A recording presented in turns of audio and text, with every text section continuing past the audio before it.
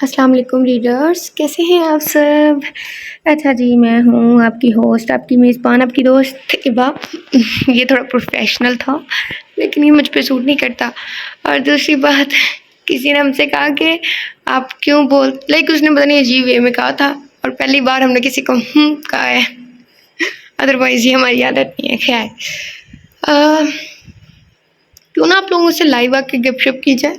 Live आने का ये मकसद नहीं है कि लाइव ही आया जाए, बस थोड़ी बहुत बातें। अच्छा जी, एक रिक्वेस्टेड नावल है गो के, काफ़ी शिकायत मिल रही है हमें कि आप ओल्ड नावल अपलोड करी हैं। हम आपको बता दें कि मेरी तन्हाई मेरी जान पे बनी साइयाँ, सफ़र इश्क और अनाज़ादी, और उसके बाद मुझे नाम याद नहीं है, एक तेरे वास्ते। और मतलब लाइक आप लोग चैनल के पे होम में जाएंगे, चैनल के अंदर जाएंगे तो आपको लोगों को नज़र आएगा कि ओल्ड नहीं सिर्फ न्यू नॉवल भी अपलोड हो रहे हैं साथ साथ।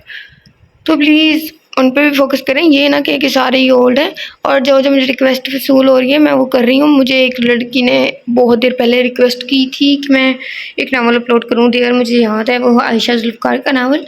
और इंशाल्लाह मैं उसको जल्दी अपलोड करूँगी, ठीक है। तब तक के लिए हम लोग ये पढ़ते हैं चाहिए पनाहें तेरी, अनंत तारक का ये नावल है।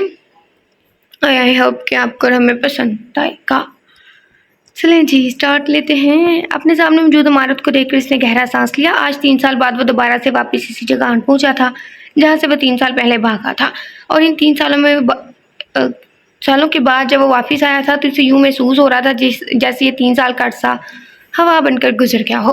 वो आज भी इसी जगह इसी मुकाम पर खड़ा था जिस मुकाम से वो चला गया था। आज भी इसे इन्हीं सब चीज़ों का सामना करना था जिनसे जान छुड़ा कर वो यूएस चला गया था। क्या हुआ? अंदर नहीं जाना, यहीं खड़े रहने का इरादा है? इसका चचेज़ाद कज़िन जो इसका हम उम्र और बहुत अच्छा दोस्त था, वो इसको एयरपोर्ट से लेने के लिए आया। इसके वहीं खड़े रहने पर बोला, क्या हुआ, परेशान लग रहे हो?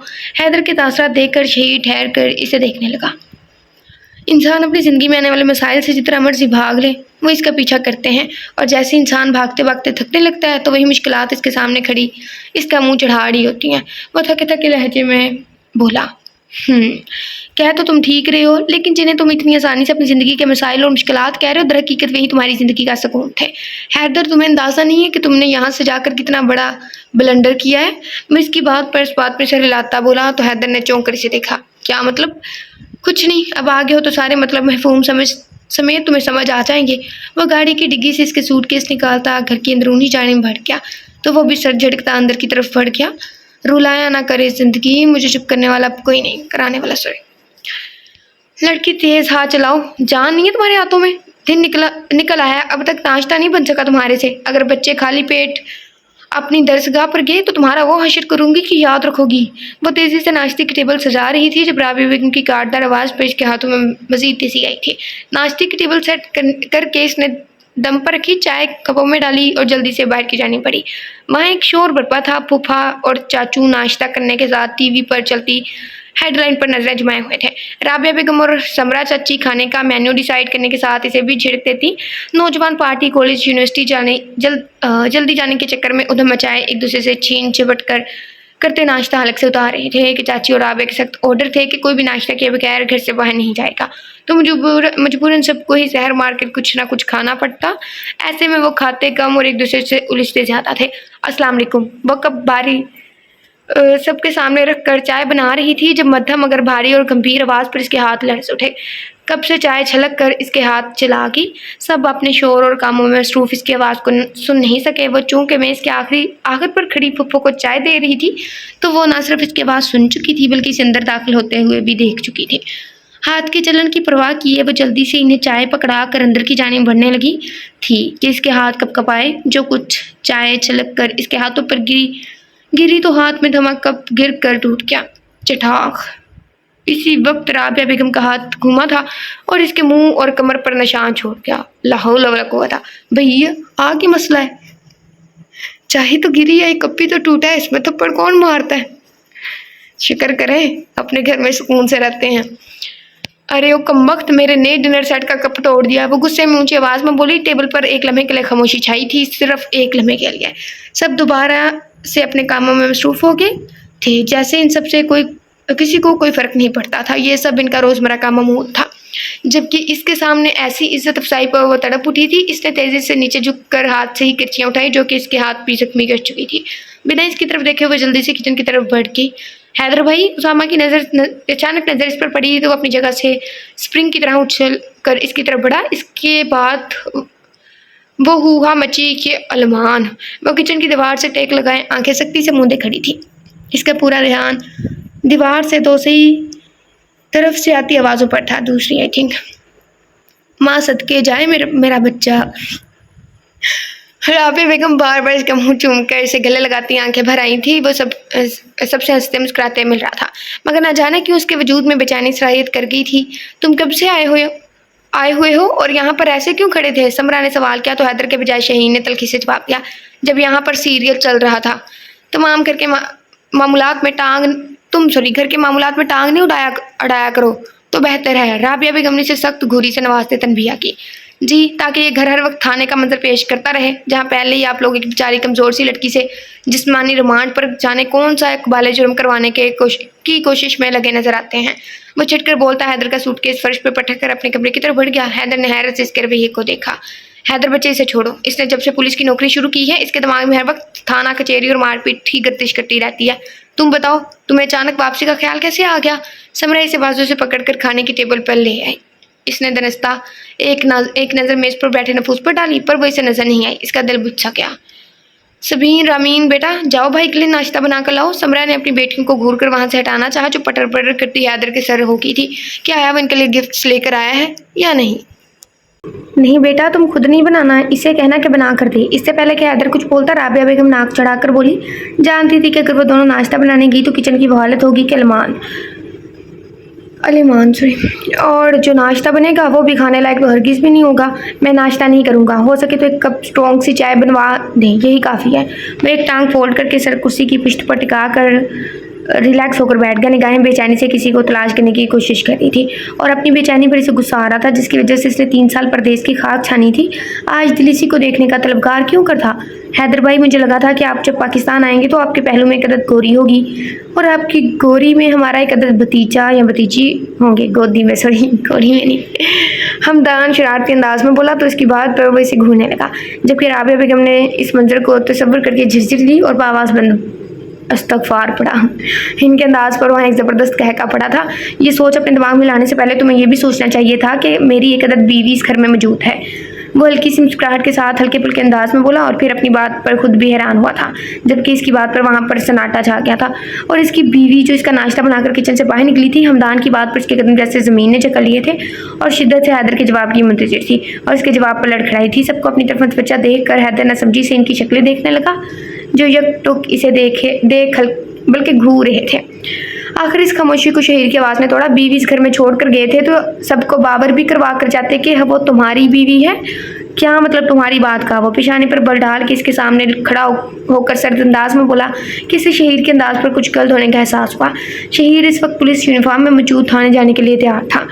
शहीन ने बिना कुछ कहे किचन के दरवाजे की तरफ इशारा किया तो इसने इसकी तरफ देखा जहां वो खड़ी थी। वह चंद लम्हों बाद वह इसे पहचान पाया था। इसने काले और सफ़ेद इम्तियाज़ का सादा सा लिबास पहना हुआ था जो कि अपनी असल रंगत खो रहा था। बालों की चुटियां बनाकर दाएं कंधे पर डाली हुई थी, जहाँ चंद बेपरवाह लटें चेहरे का तवाफ कर रही थी। हाथों में ट्रे थी जिसमें यकीनन इसके लिए बनाया गया नाश्ता रखा था और वो घबराई सी खड़ी थी।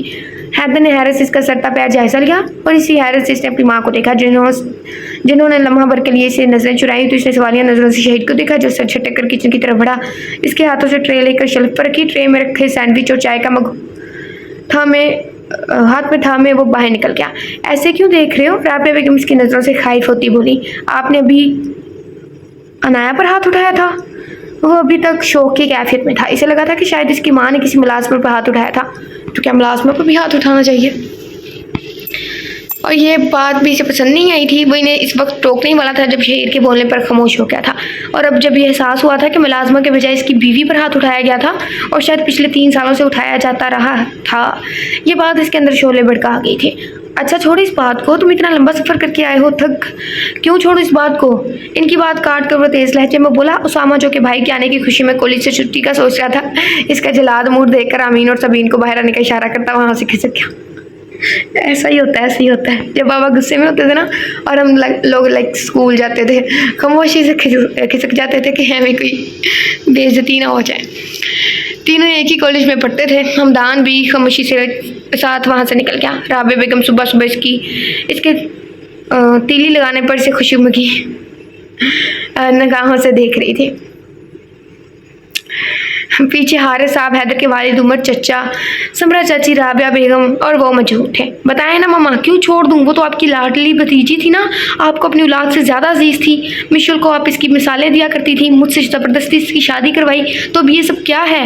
वो हैरत बेयकीनी और गुस्से की मिलीजुली कैफियत का शिकार तासुब से बोला, तुमसे इसकी शादी मैंने अपनी बेटी। बस मामा प्लीज़ अभी कुछ नहीं कहें प्लीज़, पहले मुझे इस बात पर यकीन कर लेने दे कि सारा दिन इस लड़की की मोहब्बत में कसीदे पड़ने वाली इसकी लाडली फूफो इस पर बिला वजह हाथ भी उठाती हैं। वो अपना हाथ उठाकर इन्हें रोकता अपने कमरे में चला गया। कमरे में आकर वो यहाँ से वहाँ चक्कर काटता खुद पर काबू पाने की कोशिश कर रहा था। इसे समझ नहीं आ रही थी कि वो क्या करे। इसे अपनी खुद की हालत पर हैरत थी। तीली वाला सिस्टम हमारी बहनों का, वो कह रही होती हैं तीली लगा दी, मिल्की ठंड पै गई। इसे क्यों इतना गुस्सा आ रहा था, क्यों बेचैनी इसकी रोपे में सरायत कर गई थी, क्यों इसका चेहरा बार बार निगाहों के सामने आ जाता था। कमरे में घुटन महसूस होने लगी तो वो टेरिस में आ गया। दुपट्टा कमर पर बांधे लॉन में खड़ी पौधों को पानी दे रही थी। चेहरे पर उदासी की जगह सूदा सी मुस्कुराहट थी और हैदर को लगा जैसे इसकी मुस्कुराहट नीचे अपने शहर में जगह लिखा हो। वो बेसाख्ता रेलिंग पर हाथ रखकर थोड़ा सा झुक कर वो गौर से देखने लगा। जब इसे एहसास हुआ कि इसके लब फैल रहे हैं जैसे वो किसी से बात कर रही हो, पर किससे। लोन में तो इसके अलावा कोई और मौजूद नहीं था और इसके पास फ़ोन भी मौजूद नहीं था। इसे एकदम से तजस्सुस हुआ कि देखे वो किससे बात कर रही है, क्या बोल रही है। एक तो फासला ज़्यादा था, दूसरा वो बोल बहुत मध्यम रही थी तो इसकी आवाज़ नहीं सुन पाया था। एकदम से इस पर हैरत अंगेज़ इंकशाफ हुआ कि वो पौधों से बातें कर रही थी। बेसाख्ता इसके लब मुस्कुरा उठे थे। दिल चाह के नीचे जाकर सुने वो क्या बात कर रही है और अपनी दिल की आवाज़ पर लब्बैक कहते वो नीचे जाने वाला था जब इसे समरा चची वहाँ आती नजर आई। अरे लड़की, तुम यहाँ खड़ी हो, अंदर डाइनिंग टेबल पर बर्तनों का ढेर रखा है, इसे साफ करो। और किचन भी ऐसे ही गंदा पड़ा है, वो भी साफ करो, जल्दी करो। शाबाश, इसके बाद मेरे सर में तेल भी लगा देना। वो दूर से ही से आवाज़ें लगाती पलट गई। इनका लहजा हुक्मिया था। इनके अंदाज पर हैदर की पेशानी पर बल पड़े। जी चची, मैं बस आ ही रही थी। इसकी आवाज़ अब के नसीबतन ऊंची थी। इसने पानी बंद करके पाइप अपनी जगह पर रखा और अंदर जाने लगी। फिर एक ख्याल आने पर पलटी और एक फ्लाइंग की इस पौधों की तरफ उछाली। फिर अपनी बेग टैरी पर खुद ही खिलखिला कर हंसती जब अचानक इसकी नज़र अपने कमरे के टेरेस पर पड़ी जहाँ पर हैदर खड़ा पुरशौक नज़रों से इसे देख रहा था। एक लम्हे को इनकी नज़रें मिली थी। एक लम्हा दिल अजीब अंदाज में धड़का था। हैदर की नज़रों की तपिश थी कि वह सर झुका गई। इसने जल्दी से कमर पर बंधा दुपट्टा खोलकर अच्छे से अपने गिरद पे लपेटा। हैदर की खुद पर गड़ी नज़रें महसूस करती सुरख चेहरे के साथ तकरीबन भागते हुए घर के अंदरूनी हिस्से की तरफ बैठ गई। हैदर भी कमरे में आकर गिरने के अंदाज में बेड पर लेटा और आंखें मूंद ली। तो हैदर साहब इतने साल जिसके एहसास को गिल्ट समझ कर झुटलाते आए हो, वह दरअसल गिल्ट नहीं मोहब्बत थी। वह जो तुम्हें अपने महरम से हुई और तोहफे तुम पर जो तुम समझ ही ना सके। तकियों को बाहों में लिए वो आड़े तिरछे अंदाज में लेटा मुस्कुराते लबों और बंद आंखों से इतराफ़े मोहब्बत कर क्या था। मुस्तहिक फ़कीर हूँ मैं इश्क की नखरी का, कोई तो दे दे मेरा महबूब फतराने में। आय हाय, इसने सारा दिन सोकर गुजारा था और शाम में वो सब कज़न्स लाउंज में बैठकर गपशप करने लगे। इतने अरसे बाद इनसे गपशप करना इसे अच्छा लग रहा था। रात हुई तो वो अपनी किसी ज़रूरी काम के लिए चला गया। वह जिस वक्त घर आया तो घड़ी की सुइयाँ कहीं साबूत कर चुकी थी। पूरा घर अंधेरे और सन्नाटे में डूबा हुआ था। घर में दाखिल होते ही से सुबह का मंजर याद आया। दिल ने बेसाख्ता इसे एक नज़र देखने की तमन्ना की। जाने इस वक्त वो कहाँ हो। किचन की लाइट चलती देखकर इसके लब मुस्कुराए। इसके कदम खुद ब खुद किचन की जानिब बढ़े, मगर किचन में शहीर को खड़ा देखकर वो बदमज़ा हुआ। हाय बेचारा। फ्रिज से पानी की बोतल निकाल कर बिना कोई बात किए अपनी कमरे की तरफ बढ़ गया। जब पीछे से शहीर ने हाँक लगाई, सुनो, मेरे कमरे के दरवाजे तुम्हारे लिए खुले हैं, सो अगर रात को रूम से निकाल दिए जाओ तो पनाह के लिए मेरे कमरे में आ सकते हो। रहम दिल जो ठहरा वो इसकी फजूल गोई पर सर झटकता वहाँ से हट गया था। कमरे में दाखिल हुआ तो कमरे में टेबल लैंप की मध्यम सी रोशनी फैली हुई थी। दरवाज़ा बंद करके वो पलटा तो ठिठक कर रुक गया। सामने ही बेड पर वो महज इस्तराहत थी। अब इसे शहीर की बकवास का मतलब समझ आया था।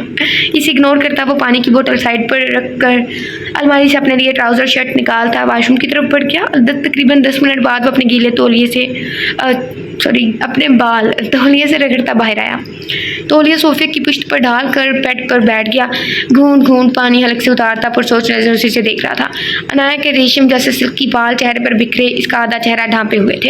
हैदर ने हाथ बांध बढ़ाकर इसके बाल चेहरे से हटाए। वो थोड़ा सा कसमसाई थी और फिर करवट इसकी तरफ बदल कर दोबारा सो गई। यकबस्ता कमरे में वो बिना कोई चादर ओढ़े सुकड़ी सिमटी लेटी इसकी तवज्जो खींच रही थी। इसने पैरों में रखी चादर इस पर डाली और खुद भी इसकी तरफ रुक करके लेट गया। हैदर ने इसके पैरों में रखी चादर इस पर डाली और खुद भी इसकी तरफ रुक करके लेट गया। हैदर की निगाहें अनाया के चेहरे पर जमी थी। सोते में भी इसके चेहरे पर उदासी छाई हुई थी। हैदर का दिल एक नए अंदाज में धड़कने लगा था। इसने अचानक बिलारादी थोड़ा सा झुक कर इसकी पेशानी को छुआ था और फिर अपनी हरकत पर वो 2 लम्हे शिश्रद रह गया था। अनाया का नाजुक भारी सर आई थिंक या जो भी है नाजुक सरापा आई थिंक बुरी तरह इसके हवासों पर छाने लगा। जज्बात का एक मौज और समंदर इसके अंदर तूफान उठाने लगा। वो 3 साल मगरब में गुजार कर आया था और इन 3 सालों में इसने वहाँ पर बेशुमार हुस्न देखा था। बेहिजाबाना हुस्न जो अपने अंदर बड़े बड़े अच्छे और पारसा लोगों का ईमान डगमगाने की सलाहियत रखता था। मगर इसे आज तक किसी ने इतनी बुरी तरह मुतासिर नहीं किया था कि वो बेसाख्ता इसकी तरफ खींचा चला जाए। या शायद इनके दरमियान मौजूद रिश्ते का असर था, कुछ मलकियत का एहसास और कुछ मोहब्बत का एतराफ़ कि वो इसकी जानिब खींचने लगा था। खुद पर जबत करते इसने सर के नीचे से तकिया निकाल कर दरमियान में रखा और लैंप ऑफ कर आंखों पर बाजू रखकर चित लेट गया। मगर इसकी मौजूदगी का एहसास और थोड़ी थोड़ी देर में इसके वजूद में होती हरकत इसे कुछ देर भी किसी तरह भी सुकून नहीं लेने दे रही थी। वह झटके से उठा और बेड के बिल्कुल सामने बड़े सोफे पर जाकर लेट गया। मगर फिर भी तेज तेज धड़कते दिल पर काबू पाना मुश्किल लगा था। वो टेरिस में आ गया। अब क्या, टेरिस से नीचे कूद जाओ। इसकी गैर मौजूदगी में इस घर में अनाया के साथ जो कुछ होता रहा था इसकी एक झलक वो सुबह होते ही देख चुका था। वैसे आप लोगों को बताऊँ ये बात अच्छी है तो सुन लें। हम लोग अक्सर सोचते थे कि नावल में जो लिखा गया है वो हकीकत से दूर है। मतलब कुछ नावल हकीकत से जुड़े होते हैं और कुछ दूर होते हैं। लेकिन जब कोई भी राइटर जैसा भी लिखती है ना, अगर कोई लिख दे ना कि बाहर के मुल्क में मुसलमान फैमिली भी ऐसे रह रही होती है, लाइक वो सीन दिखाते थे। पहले हमें लगता था कि इतना ज़्यादा नहीं होगा, लेकिन पर्सनली हमने किसी से बात की और उस लड़की ने बताया कि बिल्कुल ऐसा होता है जैसे नावल में होता है ना, लाइक बिल्कुल वैसा ही था। वो ना क्या कहते हैं, उस लड़की ने बताया था कि वो मुस्लिम फैमिलीज़ को भी देखती है लाइक वेस्टर्न कल्चर में। है तो ये सच है, अफसोस होता है। वैसे मैं एक रूम से निकली हूँ, वहाँ पे पता नहीं क्या चीज़ थी, उसका रूम लोग दरवाज़ा लॉक करके दूसरे रूम में आई हूँ तो यहाँ पे मुझे छिपकली मिल गई। अल्लाह माफ़ी, किधर जाऊँ मैं, घर से बाहर निकल जाऊँ। मैं इस हीरो को कह रही थी, लगता है मैं ही घर से बाहर निकल जाऊँगी। इसकी गैर मौजूदगी में इस घर में अनाया के साथ जो कुछ होता रहा था इसकी एक झलक वो सुबह आते ही देख चुका था। इस सब के बाद क्या वो इससे तवक्का रख सकता था कि वो इस रिश्ते को बखुशी कबूल करेगी, जिस रिश्ते को अपने गुस्से और जिद की वजह से वो 3 साल पहले ठुकरा कर चला गया था। आज अगर वो भी इस रिश्ते को ठुकरा दे तो ये सोचकर इसके अंदर शोले से भड़कने लगे थे। वो इन्हीं सोचों में घूम था जब अजान की आवाज़ इसके कानों से टकराई तो वो नमाज़ पढ़ने की नीयत से अंदर बढ़ा। वो अभी तक गहरी नींद में थी, बिना ये जाने कि इसके दिल पर क्या क़यामत बरपा कर गई थी। इस पर एक नज़र डालता मस्जिद जाने के लिए कमरे से निकल गया। मामूल के मुताबिक फजर के वक्त इसकी आँख खुल गई, लेकिन आंखों में नींद की हल्की हल्की खुमारी थी। कमरे में लाइट चलती देख वो थोड़ी हैरान हुई। किसी एहसास के तहत इसने अपनी पेशानी को छुआ, तभी से शिद्दत से महसूस हुआ जैसे कमरे में कोई दूसरा भी मौजूद है। फिर अपना वहम समझती उठने लगी जब बेड की दूसरी तरफ चादर पर पड़ी सलवटें देखकर इसका दिमाग भग से उठा था। वह एक झटके से उठ बैठी, सारी खुमारी और सुस्ती उड़न छू हुई थी। आप लोग ऐसा मत सोचिएगा, पूरे बेड पे रोल होने वाली आवाम। जब टेरिस पर किसी का अक्स महसूस करके वो दबे कदमों से बिस्तर से निकले। गुम हो गया मेरे से, खौफ से हाथ पाँव कपा रहे थे। सेंटर टेबल पर रखा आवाज़ दोनों हाथों से मजबूती से थाम कर वो बिना आवाज़ के आगे बढ़ी। जब इसे इसकी पुश्त पर हैदर का गुमान हुआ, अपनी शक की तस्दीक के लिए दीवार के साथ लगकर इसे देखने लगी। कोनिया रेलिंग पर टिका कर सर हाथों में थामे थोड़ा सा चुप कर खड़ा वो वही था। इसे वहाँ देखकर इसका दिल धक से रह गया था। हाथों में पकड़े आवाज़ पर गिरफ्त ढीली पड़ी। गिरने के डर से इसने आवाज़ दीवार के साथ फर्श पर रखा। वो कैसे भूल सकती थी कि वो इसके कमरे में रह रही थी, और जब वो घर वापस आ गया तो कमरे में इसकी मौजूदगी तो लाजिम था। दिन में भी तो वो इसी कमरे में मौजूद था, वो कैसे इसकी मौजूदगी को फरामोश कर गई थी? कैसे? ये इसे ये ख्याल क्यों ना आया इसने बेसाख्ता अपनी पेशानी को छुआ तो एक अनोखा सा लिमस महसूस करके इसकी आंखें नम हुई। इसे इसके कमरे में नहीं आना चाहिए था, पर फिर वो कहाँ जाती? उसामा, हमदान और शहीद बेवक्त घर के किसी भी हिस्से में पाए जा सकते थे, सिवाय इस कमरे के जहाँ वो मौजूद था। वो कहाँ जाए सोचकर इसका दिल भराने लगा। तभी अजान की आवाज़ पर वो चौंकी थी। चौंका तो वो भी था। इसने हाथों में गिराया सर उठाया और बगौर अजान सुनने लगा। बोलते कदमों वापस हुई और खामोशी से चादर दोबारा से अपने ऊपर उठकर आंखें मूंद कर लेट गई। जब इसके कदमों की चाप कमरे में महसूस करके सांस तक रोकी, जैसे वो कमरे से निकला वो तेजी से उठ बैठी और कब से रुकी हुई सांस बहाल करने लगी। क्या इसकी ज़िंदगी बेहतर होने वाली थी या फिर ज़िंदगी इस पर मज़ीद तंग होने वाली थी? दिमाग में मुख्तलिफ सोचों के झगड़ चलने लगे। फिर अपना सर झटक कर खुद को इन सब सोचों से आज़ाद करती वो नमाज के लिए उठी। नमाज के बाद कुरान पाक की तिलावत करके जब फारिग हुई तो बाहर पूरी तरह से रोशनी फैली हुई थी। वो किचन में आई और पप्पो के लिए चाय बनाकर इनके कमरे में ले आई कि वो सुबह नमाज के बाद फ़ौरन चाय पीती थी। दरवाजे पर दस्तक देकर वो कमरे में आई तो पप्पो ने कुरान पाक बंद करके अलमारी में रखा। रात को कहाँ थी? उन्होंने तीखे लहजे में सवाल किया और जांची नजरें सरता पैर इसका जायजा लिया। इनके सवाल और देखने के अंदाज पर से सख्ती से आंखें मीचड़ी। दिल किया कि कहीं चुप जाए। जाने क्यों इसे अपना आप चोर लगने लगा। रूम में बराह लहजे में इन्हें मुख्तसर जवाब देकर वो भारी दिल से किचन में आ गई और शेफ से टेक लगा कर खड़ी होंठ काटने लगी। फिर गहरा सांस खींचकर खुद को सब सोचों से आज़ाद करना चाहा। आज चूंकि इतवार था तो इतवार के सभी देर से उठते थे और इन सब के लिए फरमाइशी नाश्ता बनता था, तो इन सब के उठने तक वो बिल्कुल फारिग थी। करने को कुछ नहीं था और कमरे में वो जाना नहीं चाहती थी कि जिसका कमरा था वो किसी भी वक्त आ जाता और फिर से फूफो की नज़रों का सामना करना इंतहाई मुश्किल साबित होता। वो लॉन में आ गई और जूता एक तरफ उतारती नरम घास पर नंगे पाँव चलने लगी। सुबह के वक्त नंगे पाँव घास पर चलना इसे बहुत पसंद था। सर झुका कर अपने पैरों पर नजरें जमाए छोटे छोटे कदम उठाते वो अपने ख्यालों की दुनिया में खो चुकी थी, जो कि बहुत खूबसूरत थी। हाँ, रिश्तों में कड़वाहटें नहीं थी, बदली नहीं हूँ मैं, बस दुनिया को समझ गई हूँ। इसे लॉन में आए अभी थोड़ी देर ही हुई थी जब शोर की आवाज़ पर चौंकी। दरवाजे पर खड़े गार्ड एक खतून से ऊंची आवाज़ में बात कर रहे थे। वो शायद इस खतून को वहाँ से जाने का बोल रहे थे और वो खतून बजिद थी कि इन्हें अंदर जाने दिया जाए। वो थोड़ा सा आगे होकर मामला समझने की कोशिश करने लगी। जब इसकी नज़र इस खतून पर पड़ी, वो खतून इसके मैके से आई थी, जो कि इनकी बहुत पुरानी मुलाजमा थी। इसके घर के तमाम अफराद की तरह फराजा उसके मुलाजमों का भी इस घर में दाखिला मना था। खान चचा, क्या हुआ? इसने गार्ड को मुखातिब किया। मकसद इस मुलाजमा को अपनी तरफ मतवज्जा करना था और वो अपने मकसद में कामयाब भी हो गई थी। वो गार्ड को परे हटाती नायक के पास आई। बेटा, मैं तुम्हारा हाल अहवाल पूछने को आई थी। इतने बदतमीज गार्ड हैं, छोटे बड़े का लिहाज नहीं है। कब से कह रही हूँ एक नज़र देख कर चली जाऊंगी, पर सुनते ही नहीं है। खुदा पूछे इतने जालिम लोगों से। वो गार्ड को घूरती है, बावाज बुलंद बड़बड़ाई तो गार्ड भी इन्हें घूरने लगे। अकाबी, इनकी मजबूरी है, नौकरी है इनकी। आप बताएं, घर पर सब ठीक है ना? मामा कैसी हैं? बाबा ठीक है? भाई ठीक है? और भाभी, घर पर किसी का रवैया इनके साथ सख्त तो नहीं? अकाबी, आप इनसे कह दीजिएगा कि मैं बहुत खुश हूँ। सबको मेरी कसम दीजिएगा कि वो लोग भाभी पर मेरी वजह से कोई सख्ती नहीं करें। वो कभी को दोनों बाजू से थामे तेज़ी से बोलती है कि सांस में इतना कुछ कह गई थी। बीबी जल्दी करो, जाओ यहाँ से, किसी ने तुम्हें देख लिया तो हम नौकरी से हाथों बैठेंगे। गार्ड कभी को देखता सख्ती से बोला, हाँ जा रही हूँ, ज़्यादा शोधापन दिखाने की जरूरत नहीं है। अकाबी से करारा सा जवाब देती हूँ, अपनी तरफ से किया है। अनाया की तरफ पलटी और इसी नरमिश अपने साथ लगाते हुए ना महसूस अंदाज में इसके हाथ में एक डिब्बा थमाया। वो बिना देखे भी जानती थी कि वो मोबाइल था जो शर ने इसके लिए मुख्तलिफ वक्त में भेजे थे, और हमेशा इससे ये कि कह कर मोबाइल ले लिया जाता कि अगर मेरी बेटी मुझसे बात नहीं कर सकती तो तुम भी अपने माँ बाप से बात नहीं करोगी। आप यहाँ पर क्या कर रही हैं? वो वहीं खड़ी अपनी सोचों में गुम थी जब भारी गंभीर आवाज़ पर चौंकी। अकाबी जा चुकी थी। वो गार्ड को नागवारी से वहाँ से हटने का इशारा करता इनकी तरफ मतवज्जा हुआ। वो मैं वैसे ही वॉक करने आई थी। वो इससे नजरें चुराती लब्बों पे ज़ुबान फेर कर बोली, ओके, अगर वॉक कर ली हो तो चलें। इसने आईब्रो झुका कर सवाल किया, किधर? वो एकदम से बुखला गई। इसकी बुखलाहट पे हैदर के लबों पर एक खूबसूरत सी मुस्कुराहट बिखर गई, जिसे वो बड़ी महारत से छुपा गया और संजीदगी से गोया हुआ, मैं अंदर जाने की बात कर रहा था, आपको कहीं और जाना है? तो कहिए मैं ले चलता हूँ। नहीं, कहीं भी नहीं जाना। बाजार वो संजीदगी से बोला, मगर इसकी आंखों की लपक इसे बुखला रही थी। वो तेजी से घर के अंदरूनी तरफ बढ़ी तो वो भी इसके हमकदम हुआ। अपने कमरे की खिड़की से ये मंजर देखती राबिया बेगम ने अपने लब सख्ती से पीछे, आपका मूड क्यों खराब है? हारिस साहब ने गबार से नजरें हटाकर इनके तपे चेहरे पर निगाह डालते सवाल किया।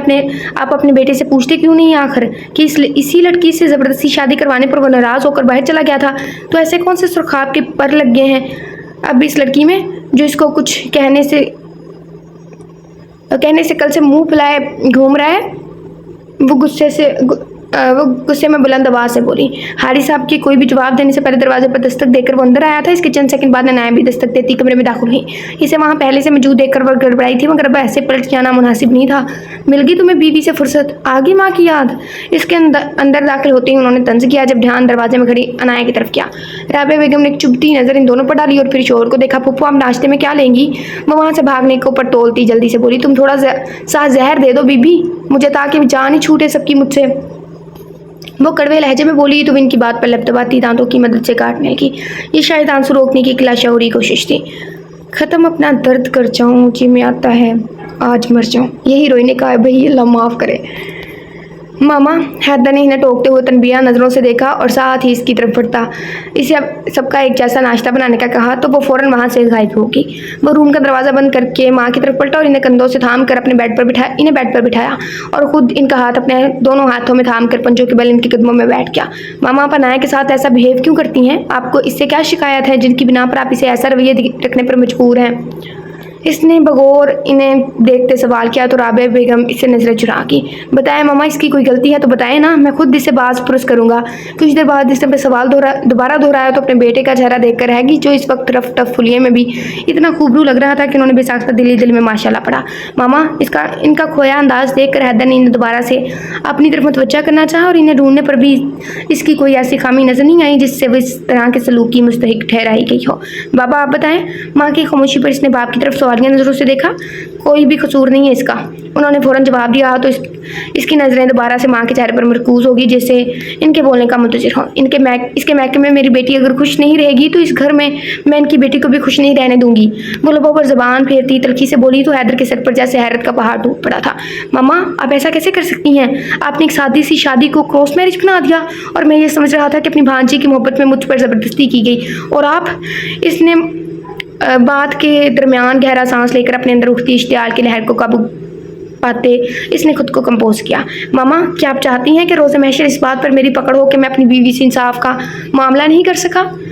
क्या आप चाहती हैं कि रोज़े महशर इस बात पर मेरा गिरबान पकड़े कि मैंने इसे यहाँ तनहा आप लोगों के रहमो करम पर छोड़ दिया और कभी पलट कर इसकी खबर तक नहीं दी? वो इनका हाथ हमें इनको देखता नरमी से बोल रहा था और वो न चाहते हुए भी इसका कहा एक लफ्ज़ बहुत गौर से सुन रही थी और इसकी बात पर वो तड़प उठी थी। मामा, हमारा इस बात पर यकीन है ना कि हर इंसान ने मरना है और अपने किए की जज़ा और सज़ा भुगतनी है, तो फिर क्या आप ये चाहती हैं कि आपके बेटे को बीवी पर जुल्म करने के गुनाह में अज़ाब कब्र और अज़ाब हशर दिया जाए? और बस चुप कर जाओ हैदर। वो इसको चुप कराती इसकी पेशानी चूम गई थी। एक लम्हे में इनका चेहरा आंसू से तर हो गया था। माँ, अशर का अपनी बीवी से रवैया जैसा भी है, इसका जवाब दे वो खुद होगा। इसके किए का सज़ा किसी मासूम को देकर अपनी कब्र क्यों भारी करे? मैं 1-2 दिन में जाऊँगा मामू के घर। अगर मिशेल मुझे खुश नहीं लगी तो मैं अशर से बात करूँगा। अगर वो बात नहीं समझा तो मैं मिशेल को खुद इस घर से वापस ले आऊँगा। मगर वो बात करते करते रुका। थूक निकल कर इसने एक नज़र माँ और बाप दोनों के चेहरे को देखा और आहिस्तगी से माँ के कदमों से उठकर खिड़की में जा खड़ा हुआ। मगर इस सब में कोई भी मेरी बीवी को किसी भी बात के लिए कसूरवार नहीं ठहराएगा। अब तक जो हुआ सो हुआ, लेकिन अब किसी को भी मैं इससे ज्यादती नहीं करने दूंगा। वो अब के सर्द लहजे में दो टोक अंदाज में बोलता कमरे से बाहर निकल गया और फिर तैयार होकर बिना नाश्ते के घर से भी निकल गया। वह जब घर वापस आया तो घड़ी दोपहर के 2:30 बजा रही थी। सबीन, रमीन, उसामा, हमदान और शही लाउंज में बैठे कोई मूवी देख रहे थे, जबकि तमाम बड़े पकौड़ों के साथ इंसाफ करने के साथ चाय पीने में मसरूफ थे। मेरा कुछ नहीं हो सकता। एक तो पकौड़े मेरे फेवरेट है और फिर से नावल में लिख दिए हैं। वो वहाँ पर मौजूद नहीं थी। किचन से खटपट की आवाज़ें आ रही थी। यकीनन वो किचन में मौजूद थी। सबको मुश्तरका सलाम करता वो नौजवान पार्टी के साथ सोफे पर लेटने के अंदाज में बैठ गया। कौन सी मूवी देखी जा रही है? इसने किसी को भी मुखातिब के बगैर सवाल किया। सलमान खान की वांटेड नहीं वांटेड उर्दू में लिखा था ना, मूवी देख रहे हैं। क्या तुम भी हमारे साथ मूवी देखने वाले हो? शहीन ने सवाल किया। मुझे मूवी देखने से डॉक्टर ने मना किया है क्या? इसने आइब्रो झुका कर उल्टा इससे सवाल किया तो इसने कंधे चुका है। भाई अगर तुम जैसा रूखा बंदा यूएसए से आने के बाद मूवीज़ देखने लगे तो शहीन ने दनस्ता बात अधूरी छोड़ी, अंदाज साफ आई थिंक छेड़ने वाला था। हैदर ने इसे एक ज़बरदस्त खूरी से नवाजा। इतनी अच्छी खुशबू आ रही है, क्या बन रहा है? वो किचन से उठती खुशबू को महसूस करता सीधा हो बैठा। किसने नाश्ता भी नहीं किया था तो अभी इसकी भूख एकदम से चमक उठी थी। भाई बड़ी देर सिर्फ खुशबू ही आ रही है, बनकर कुछ भी नहीं आया। हमदान ने मासूम सा मुंह बनाकर कहा तो इसकी शक्ल देखकर वो मुस्कुरा दिया। भाई कसम ले ले, जब ऐसी खुशबू किचन से उठती है तो पेट में दौड़ते कुत्ते मजीद स्पीड पकड़ लेते हैं। ओ मेरे अल्लाह। उसामा ने दुहाई दी, कितना ठूंसता है तू मोटे, अभी थोड़ी देर पहले तो तूने नाश्ता किया और साथ ही भूख भी लग गई। शहीन ने इसकी टांग खींची तो सब दबा दबा सा हंस दिया। हैदर ने इसके पैरों में रखी चादर इस पर डाली और खुद भी इसकी ओके ये दोबारा से एपिसोड रिपीट हो गया मुझसे। मुफल्ला कल भी यही काम हुआ था मेरे से, आज फिर यही काम हो गया, दोबारा दोहरा दिया मैंने। सॉरी किस्त को साथ कहने लगे थे और क्या भी गलत रहे थे। ओके ओके चले चले चले चले आगे।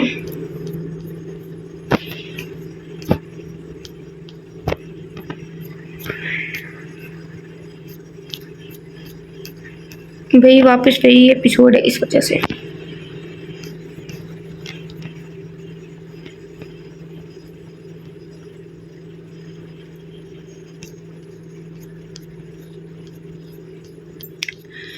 चले जी, इस खामोशी में क्या बात की जाए।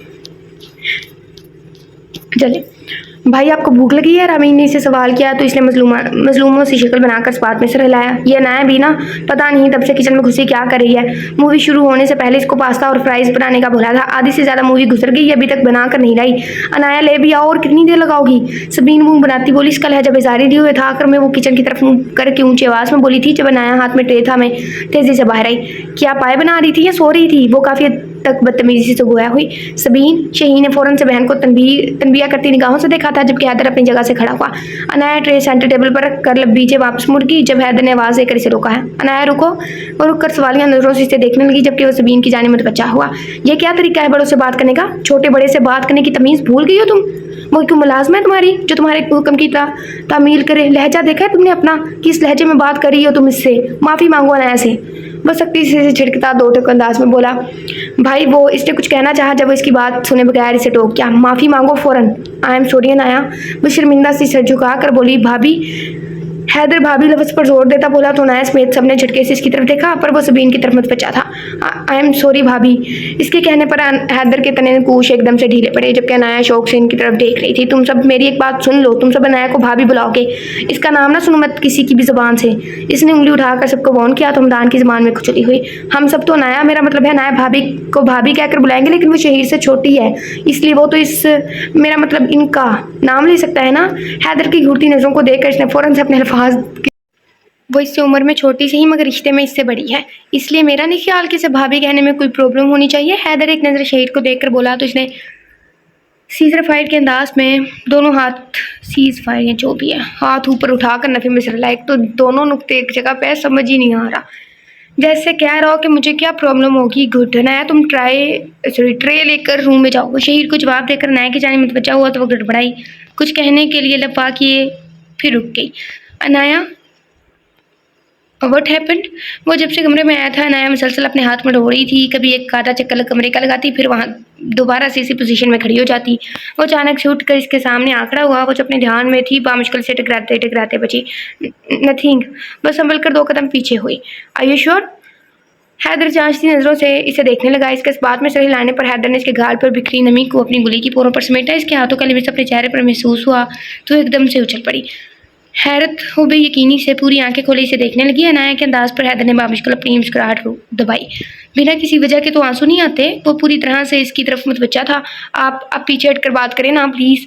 इसे खुद की तरह करीब महसूस करके अनाया कपकपाते हुए बोली तो हैदर ने आप रुच गए। कुछ कहने के लिए लब खोले मगर कुछ सोच कर चुप हो गया। 2 कदम पीछे हटकर खड़ा हुआ और सवालिया नज़रों से इसे देखने लगा। आप ऐसे क्यों देख रहे हैं?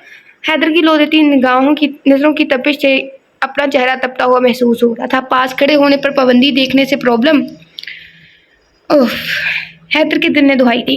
कैसे देख रहा हूँ मैं? वो बज़ाहिर संजीदगी से सवालिया अंदाज में गोया हुआ मगर आंखों की लपक अनाया को खुद में सिमटने पर मजबूर करके। ऐसे ऐसे घूर कर देख रहे हैं। पीछे की तरफ कदम उठाती, पलकें चपक चपक कर बोलती, वैसे बहुत क्यूट लगी। तो वो भी बिला आता है, इसकी तरफ कदम उठाने लगा। जब अनाया अपने पीछे मौजूद बेड से टकरा कर गिरती कि हैदर ने इसकी कमर में हाथ डाल के उसे गिरने से बचाया। अनाया का दिल यूं धड़कने लगा जैसे भी बिस्मिल्लाह तोड़कर बाहर आ जाएगा।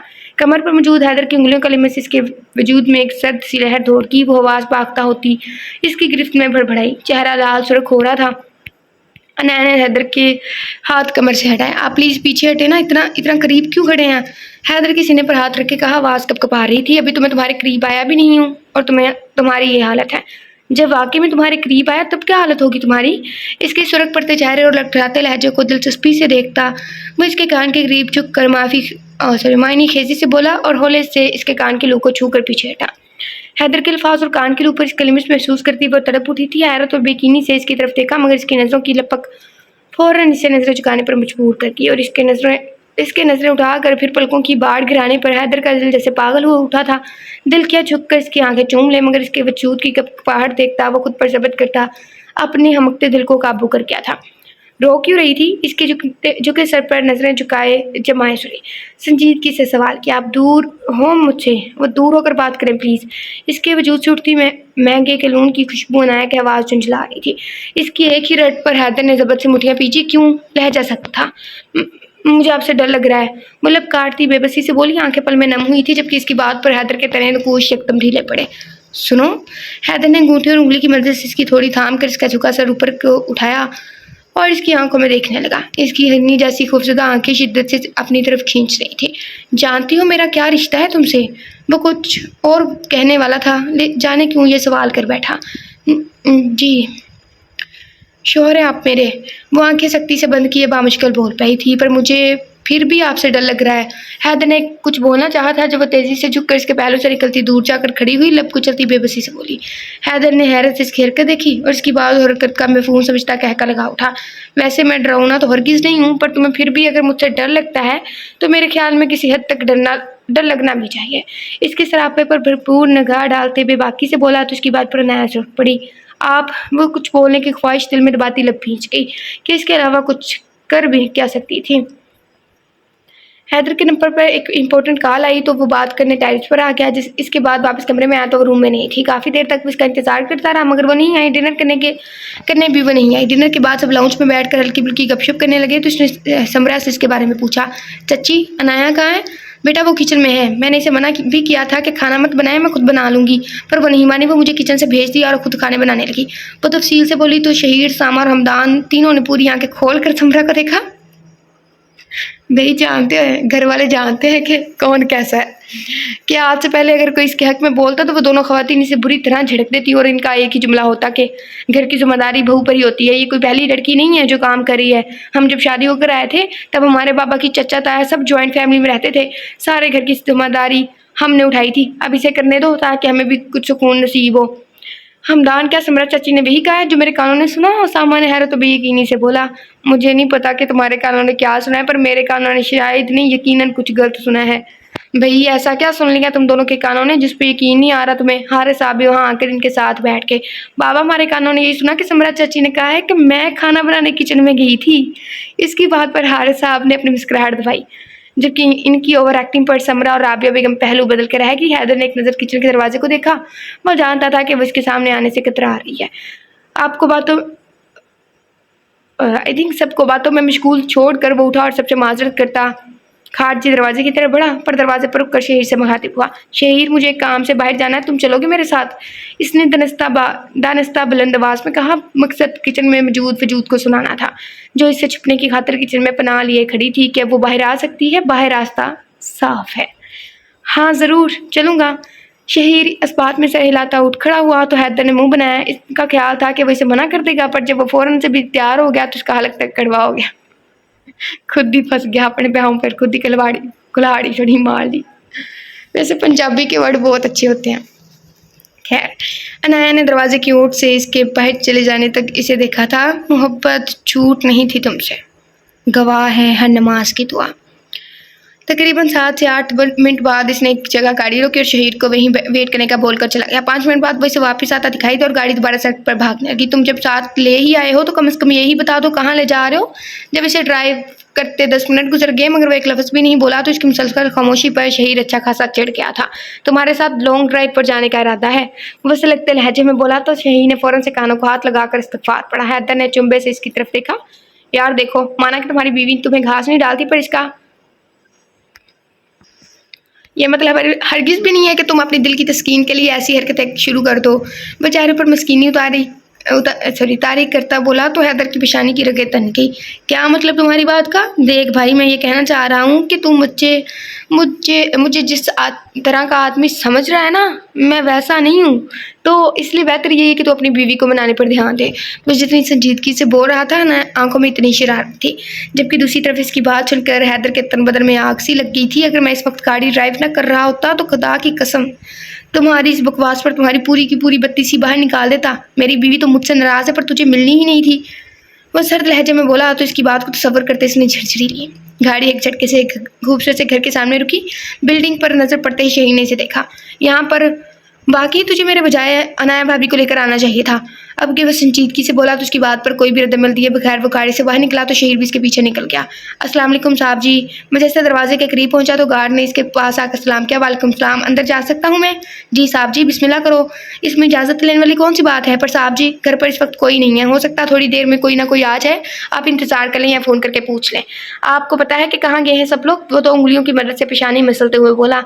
नहीं साहब जी, बस इतना जानता हूँ कि सुबह फजर से पहले सब लोग कहीं चले गए थे। इसके बाद छोटे साहब अशर दोबारा घर आए थे थोड़ी देर के लिए और फिर चले गए। चले ठीक है, जब कोई आए तो इन्हें बता देना कि मैं आया था। वो इनसे अलविदाई मुसाफा करता वहाँ से वापस मुड़ गया। Is everything okay? शहीर को कुछ परेशान लगा तो इसने इस्तफसार किया। इस घर के दरवाजे हमारे लिए खुले हैं, जबकि हमारे घर के दरवाजे इस घर के मकीनों होता कि मुलाजमों के लिए भी बंद हैं। क्यों? मामा की वो भतीजी जिसमें इनकी जान बसती थी, इसी भतीजी से इतनी नफरत कि इसका चेहरा तक देखना गवारा नहीं है। क्यों? वो बहुत उलझा हुआ था। मुझे नहीं पता कि क्या हुआ था, क्या हो रहा है, क्यों हुआ था, क्यों हो रहा है। बस मैं एक बात जानता हूँ, जो भी हुआ था, जो कुछ भी हो रहा है वो सब गलत है। शहीन ने मोड़ काटते कहा कि अब की बार गाड़ी वो ड्राइव कर रहा था और हैदर को कुछ भी ना बताना इसे मुनासिब लगा। हैदर ने चेहरे पर हाथ फेरा जैसे खुद को रिलैक्स करने की कोशिश की हो और गाड़ी सीट से टेक लगाकर आंखें मूंदी तो इसका चेहरा नजरों के सामने आ गया। खुद ब खुद मुस्कुराहट में ढल के शहीन ने कुछ कहने के लिए इसकी तरफ नजर डाली तो इसकी मुस्कुराहट देखकर इसके दायमी होने की दुआ की। दर्द देती है तेरी खामोशी, मार देता है तेरा बेखबर रहना। वह जब कमरे में आया तो खाली कमरा इसका मुंह चढ़ा रहा था। इसकी पेशानी पर फौरन बल पड़े। कल जब वो कमरे में आया था तो इसकी मौजूदगी बिल्कुल गैर मुतवक्का थी और आज इसकी गैर मौजूदगी से गैर मुतवक्का लग रही थी। इसका ख्याल था कि इससे छुपने के लिए वो इसके आने से पहले ही सो चुकी होगी। वह लंबी बाहर जाने लगा। जब इसे टेरेस पर किसी की मौजूदगी का एहसास हुआ तो वह टेरेस पर आ गया। अनाया कोने में दीवार के साथ लगकर घुटनों में सर दिए बैठी थी। गौर करने पर इसे महसूस हुआ जैसे इसका वजूद हौले हौले लड़स रहा था जब इसकी सिसकी गूंजी। अनाया।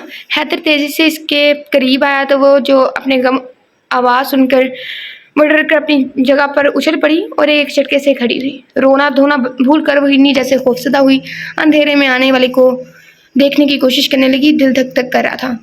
आपने डरा दिया मुझे। चेहरे से आंसू साफ करके वो खाइफ सी बोली। हैदर इसका हाथ थाम कर इसे कमरे में ले आया। अनाया, क्या प्रॉब्लम है, क्यों रो रही हो? मैंने दिन में भी पूछा था तुम्हारे से, पर तुमने नहीं बताया मुझे। क्या हुआ है? किसी ने कुछ कहा है? मामा ने कुछ कहा है?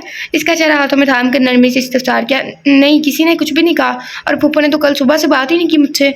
वो नफी में सिर हिलाकर बोली। तो इस बात पर रो रही हो कि मामा बात नहीं कर रही? वो हल्के फुल्के अंदाज में बोला तो इसने फिर से नफी में सिर हिलाया। वो आज भाई की कॉल आई थी। वो कह रहे थे कि अल्फाज मुंह से बाहर ही नहीं निकल रहे थे। आंसू गालों पर पहले ही फिसलने लगे। मजीद आगे बोला नहीं गया तो वो बात अधूरी छोड़ गई। मिलने जाना है इनसे? इसके पूछने पर इसने इस बात में सर हिलाया। वो लोग घर पर होंगे? इसने घड़ी पर नजर डाली जो 11 का हिसाब और कर की थी। नहीं, हॉस्पिटल हैं वो लोग। खैरियत, सब ठीक तो है ना? जी, भाई की बेटी हुई है तो इसीलिए सब हॉस्पिटल में है। इसकी बात बड़े खुशकुन एहसास इसके अंदर जागा था। आप प्लीज़ मुझे थोड़ी देर के लिए ले जाएं, मैं इनसे नहीं मिलूंगी, बस दूर से देखकर वापस आ जाऊंगी। प्लीज़ थोड़ी देर के लिए ले जाएं। बस इससे कुटी तो हैदर ने इसके अल्फाज की तड़प महसूस करते इसे सीने से लगाया तो वो भी एक मेहरबान हिसार अपने गिरद पाती बिखर गई। 3 साल हो गए हैं हैदर, मैंने मामा पापा की शक्ल भी नहीं देखी। वही क्योंकि दरमियान मध्यम लहजे में बोली तो इसने अपनी आंखें सख्ती से बंद की। क्यों? तुम ऐसी तो नहीं थी, तुम तो अपने हक में बोलने वाली लड़की थी, तो अब क्यों सब कुछ चुप किए सहती रही? क्यों अपने लिए आवाज़ नहीं उठाई? किस हक से बोलती? एक शिकवा कनाया नज़र इस पर डाली। वो सादा से मुख्तसर अल्फाज में से बहुत कुछ कह गई थी। हैदर ने दिल ही दिल में खुद को कोसा, वो एक मज़हब से लफ्ज़ से खुद को नवाजा, जो कुछ गुजर चुका था वह ऐसे ही होना लिखा था, सो हो गया। वो इसके लिए कुछ नहीं कर सकता था, हाँ, मगर वो अपनी आने वाली ज़िंदगी को खूबसूरत बनाने की कोशिश ज़रूर कर सकता था और कर भी रहा था। तुम जल्दी से रेडी हो जाओ या फिर ऐसे ही जाओगी। इसने इसके वजूद पर नज़र डाली, जो अभी तक कल सुबह वाले लिबास में मलबूस थी। खुद पर नज़र डालते वो थोड़ी शर्मिंदा हुई। समरा चच्ची कहती हैं कि तुम्हारा शोहर यहाँ है नहीं, घर पर जवान जहाँ लड़के मौजूद है, तो ज़्यादा बनसवर कर नहीं रहा करो।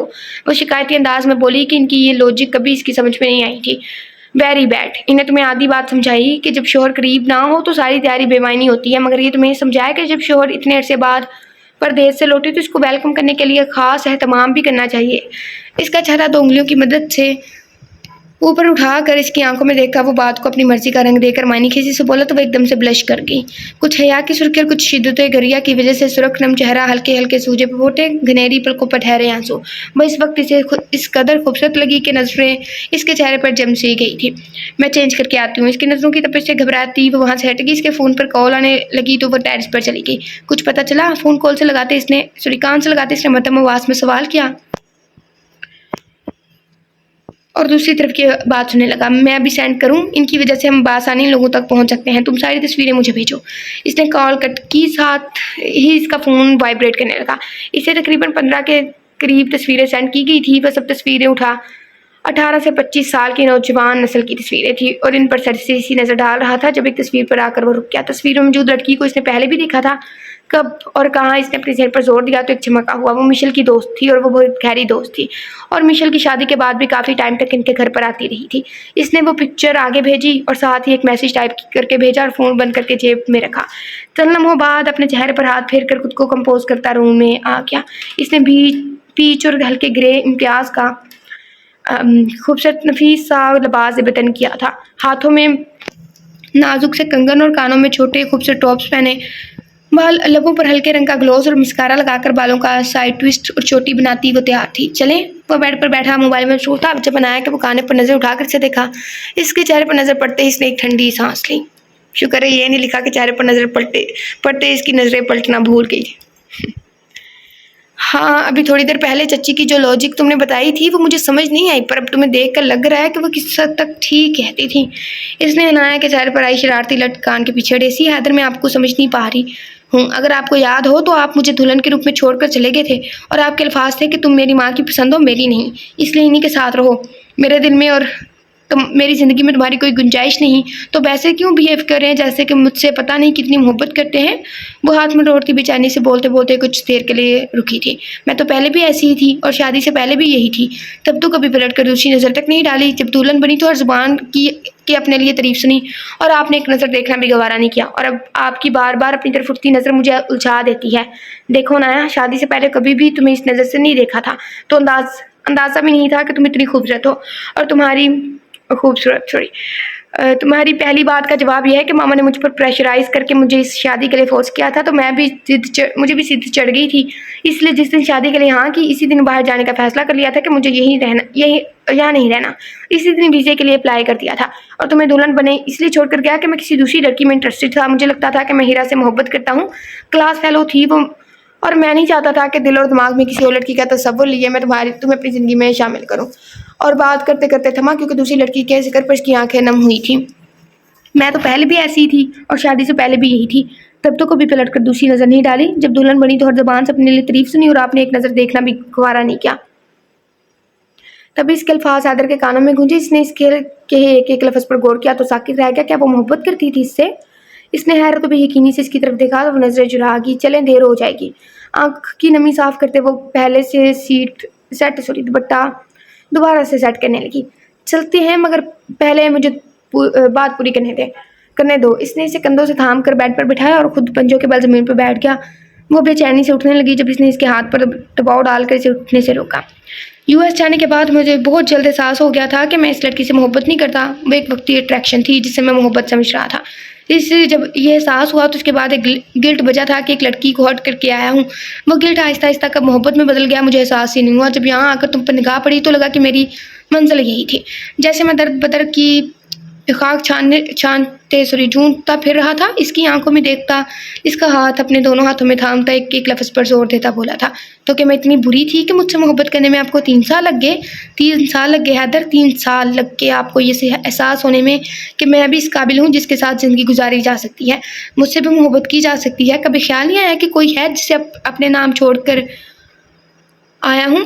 इसके लहजे में आंसू की मेजिश थी। कोशिश के बावजूद आंसू पलकों की बाढ़ तोड़कर गाल पर बह निकले। हैदर को लगा था जैसे इसके सारे अल्फाज दम तोड़ गए हों।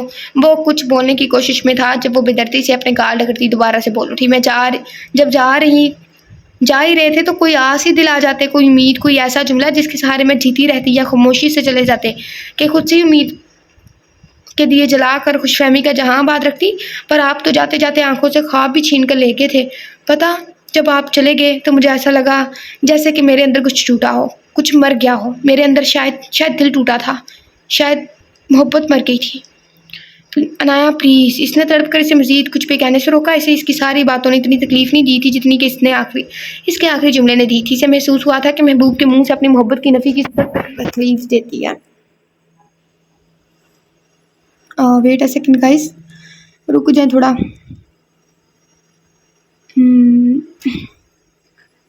एक्चुअली ना मैं साथ में रिफ्रेशमेंट के लिए कुछ देख रही हूँ। वो 3 साल किस तकलीफ से गुजरी थी इसका अंदाज़ा इसे आज एक लम्हे में हो गया था। इसने हलक को तरकी और अपने लबों पर ज़ुबान फेरी। सॉरी। वो बहुत कुछ कहना चाहता था मगर लफाज साथ छोड़ गए तो वो सर झुकाए मुश्किल ये एक लफ्ज़ अदा कर पाया था। मैंने आपको माफ़ किया। अपने आंसू खुश्क करके मजबूत लहजे में बोली तो इसने हैरत से सर उठाकर इस खूबसूरत लड़की को देखा। क्यों, इतना छोटा जुर्म तो नहीं था मेरा जो इतनी आसानी से माफ़ कर दिया जाए। मेरे ख्याल में हम मशरकी औरतें ऐसी ही औरतें हैं कि शोहर का जुर्म चाहे कितना ही बड़ा क्यों ना हो, इसके एक बार दिल से माफ़ी मांगने पर इसे माफ़ कर देती हैं, क्योंकि वो नहीं चाहती कि इनका शोहर किसी के सामने, हत्ता कि खुद इसके सामने भी झुके। इसे इस तरह से सर झुकाए अपने पैरों के पास बैठा देखना इसे अच्छा नहीं लग रहा था। तो बात को फ़लसफ़े में बयान करने की कोशिश की तो वो मुस्कुरा कर खड़ा हो गया और अपना हाथ इसकी तरफ बढ़ाया, जिसे थाम कर वो खड़ी हो गई और इसके हम कदम होती चलने लगी। जबकि लॉन में किसी से फ़ोन पर बात करता शहीद ने हैरत से घर से निकलते देखा, फिर कंधे झुकाकर दोबारा से फ़ोन पर मसरूफ़ हो गया। रिसेप्शन से पूछ कर वो लोग रूम में आए थे जिसमें मिशेल मौजूद थी। कमरे के बाहर इसके कदम रुक गए थे। ग्लास वाल का एक सीट में तकरीबन बालिश भर का हिस्सा ट्रांसपेरेंट था, जहाँ से अंदर का मंजर वाज़ेह दिखाई दे रहा था। सादिया अनाया की मम्मा मिशेल को सूप पिलाने की कोशिश कर रही थी। वो एक चम्मच सूप पीने के बाद नफ़ी में सर हिलाती तो सादिया दोबारा इसे पिलाने के लिए इसरार करती। वो फिर से एक चम्मच पिलाने के बाद नफ़ी में सर हिलाती तो वो दोबारा से इसरार करती तो वो मुँह बनाती फिर से एक चम्मच पी लेती। अशर सोफ़े के लेटने के अंदाज में बैठा फ़ोन पर मसरूफ़ था। बीच में नज़र उठाकर इन्हें भी देख लेता। अब इतने साल बाद इन्हें अपने सामने देखते अपने आंसू रोकने की कोशिश में थी, जबकि हैदर भी खामोशी से ये मंजर देख रहा था। तभी बच्चे की रोने की आवाज़ आई। सादिया ने बैठ के करीब मौजूद झूले में से बच्ची को निकाला और मिशेल की गोद में दिया तो वो माँ का एहसास पाते ही वो खामोश हो गई थी। अनाया ने बेसाख्ता हैदर की तरफ देखा। इसी लम्हे हैदर ने भी इसकी तरफ देखा था। एक लम्हे के लिए दोनों की नज़रें मिली और फ़ौरन से नज़रें चुराती रुख मोड़ की। चले, इसके कंधे पर हाथ रखकर मध्यम आवाज़ में पूछा तो इसने नम आंखों से नफ़ी में सर हिलाया जैसे अंदर जाने की हिम्मत ना हो। एक डर सा था जो इसके चेहरे पर हैदर को नजर आया। वो इसका हाथ मजबूती से थामता दरवाज़ा धकेल कर अंदर दाखिल हुआ और भारी आवाज़ में सलाम किया था। अंदर मौजूद नफूस ने झटके से इनकी तरफ देखा था और साकित रह के आंखों में हैरत और बेयकीनी थी। मेरी बच्ची। सबसे पहले सादिया बेगम होश में आती इसकी तरफ बढ़ी और इसे खुद में भींच लिया। वो बेतहाशा चूमने लगी। मिशेल ने उठने की कोशिश की। जब हैदर इसकी तरफ बढ़ा, इसके सर पर बोसा देकर इसने मिशेल के सर पर हाथ रखा और इसकी गोद में मौजूद इसकी बेटी के गालों को उंगली से छुआ और फिर थोड़ा सा झुककर इसके गाल पर प्यार किया। तो इसने आंखें खोलकर हैदर को देखा और दोबारा से आंखें बंद कर ली। हैदर होले से हंस दिया। मिशेल भी नम आंखों से मुस्कुरा दी। घर पर सब ठीक है? मिशेल ने सवाल किया तो इसकी बात का सर हिलाकर जवाब देता वो बार बार गुड़िया के गालों को छेड़ रहा था ताकि वो प्यार से आंखें खोले दोबारा से आंखें खोले। मिशेल की मुस्कुराहट गहरी हुई। उठाओगे? मिशेल ने अपने हाथों को ऊपर की तरफ उठाते सवालिया नजरों से इसे देखा तो वो दोनों हाथ उठाए ऊपर को उठाता पीछे हटा। ये बहुत छोटी है। सेम छोटा सा बेबी हो ना, मुझे पकड़ा नहीं जाता, मुझे यही डर होता है कि गिर जाएगा। अनाया अभी तक सादिया बेगम के सीने से लगी थी। हैदर साकित खड़े अशर से मिलने के लिए आगे बढ़ा। वो इसे गले लगाने लगा जब अशर ने एक जोरदार पंच इसके मुंह पर मारा। ये सब इतना गैर मुतवक्का था कि वो लड़खड़ा गया। पूरे कमरे में कूच आ गया। वो तीनों सांस रोकीने देखने लगे। अशर। मिशेल ने बेयकीनी से अशर को पुकारा। जो अनसुनी कर गया। हैदर इससे इस तरह के रद्दमल की तवक्का रखता था मगर इस जगह पर बहन और बीवी के सामने इसके अमल पर इसका खून खोल उठा। इसने पलट कर अरशद का गिरबान पकड़ा तो इसने दोबारा इसे पंच मारने के लिए हाथ उठाया ही था कि नाया होश में आती तेजी से इसके दरमियान आ गई। भाई please Haider, I am sorry. भाई आई एम सॉरी, प्लीज आप दोनों लड़े तो नहीं? Haider, I am really very sorry for that. भाई प्लीज आई एम सॉरी। वो कभी हैदर से कहती तो कभी अशर की तरफ मुड़ती। एक तरफ भाई था तो दूसरी तरफ शोहर। मिशेल की हालत भी इससे मुख्तलिफ नहीं थी। एक बहुत पुराना मंजर इसकी नज़रों के सामने लहराया था। फराज मामू की तबीयत काफ़ी ख़राब थी। वो बार बार सिर्फ अनाया का नाम लेते तो अशर मिशेल को साथ लिए फूफो के घर गया और बिना किसी गलती के बाप की खातिर इनसे माजरत की और इन्हें अपने बाबा की तबीयत का बताकर अनाया को साथ ले जाने की इजाज़त मांगी तो वो बिफर गई। अपने मतलब के लिए मिलवाने ले आए हो और वैसे जो मैं तड़पती रहती हूँ अपनी बेटी के लिए, कभी तौफीक नहीं हुई कि इसे माँ से मिलवाने ले आओ। अपनी बहन की याद आई सताई है तो इसे मिलने के लिए मेरी बेटी को भी ले आए हो। अगर वो यहाँ ना होती तो तुम मुझे मेरी बेटी की शक्ल देखने को भी तरसा देते तुम। नहीं फुप्पो, ऐसी कोई बात नहीं है। 1 साल हो गया है इसकी शादी को। वो एक बार भी घर नहीं आई। बाबा की तबीयत ठीक नहीं है, कल छोड़ जाऊंगा और चाहे तो मिशेल भी यहीं रह ले। अपने गुस्से को काबू में करता बहुत तहम्मुल से बोला, कोई ज़रूरत नहीं है इसे दोबारा यहाँ छोड़ कर जाने की।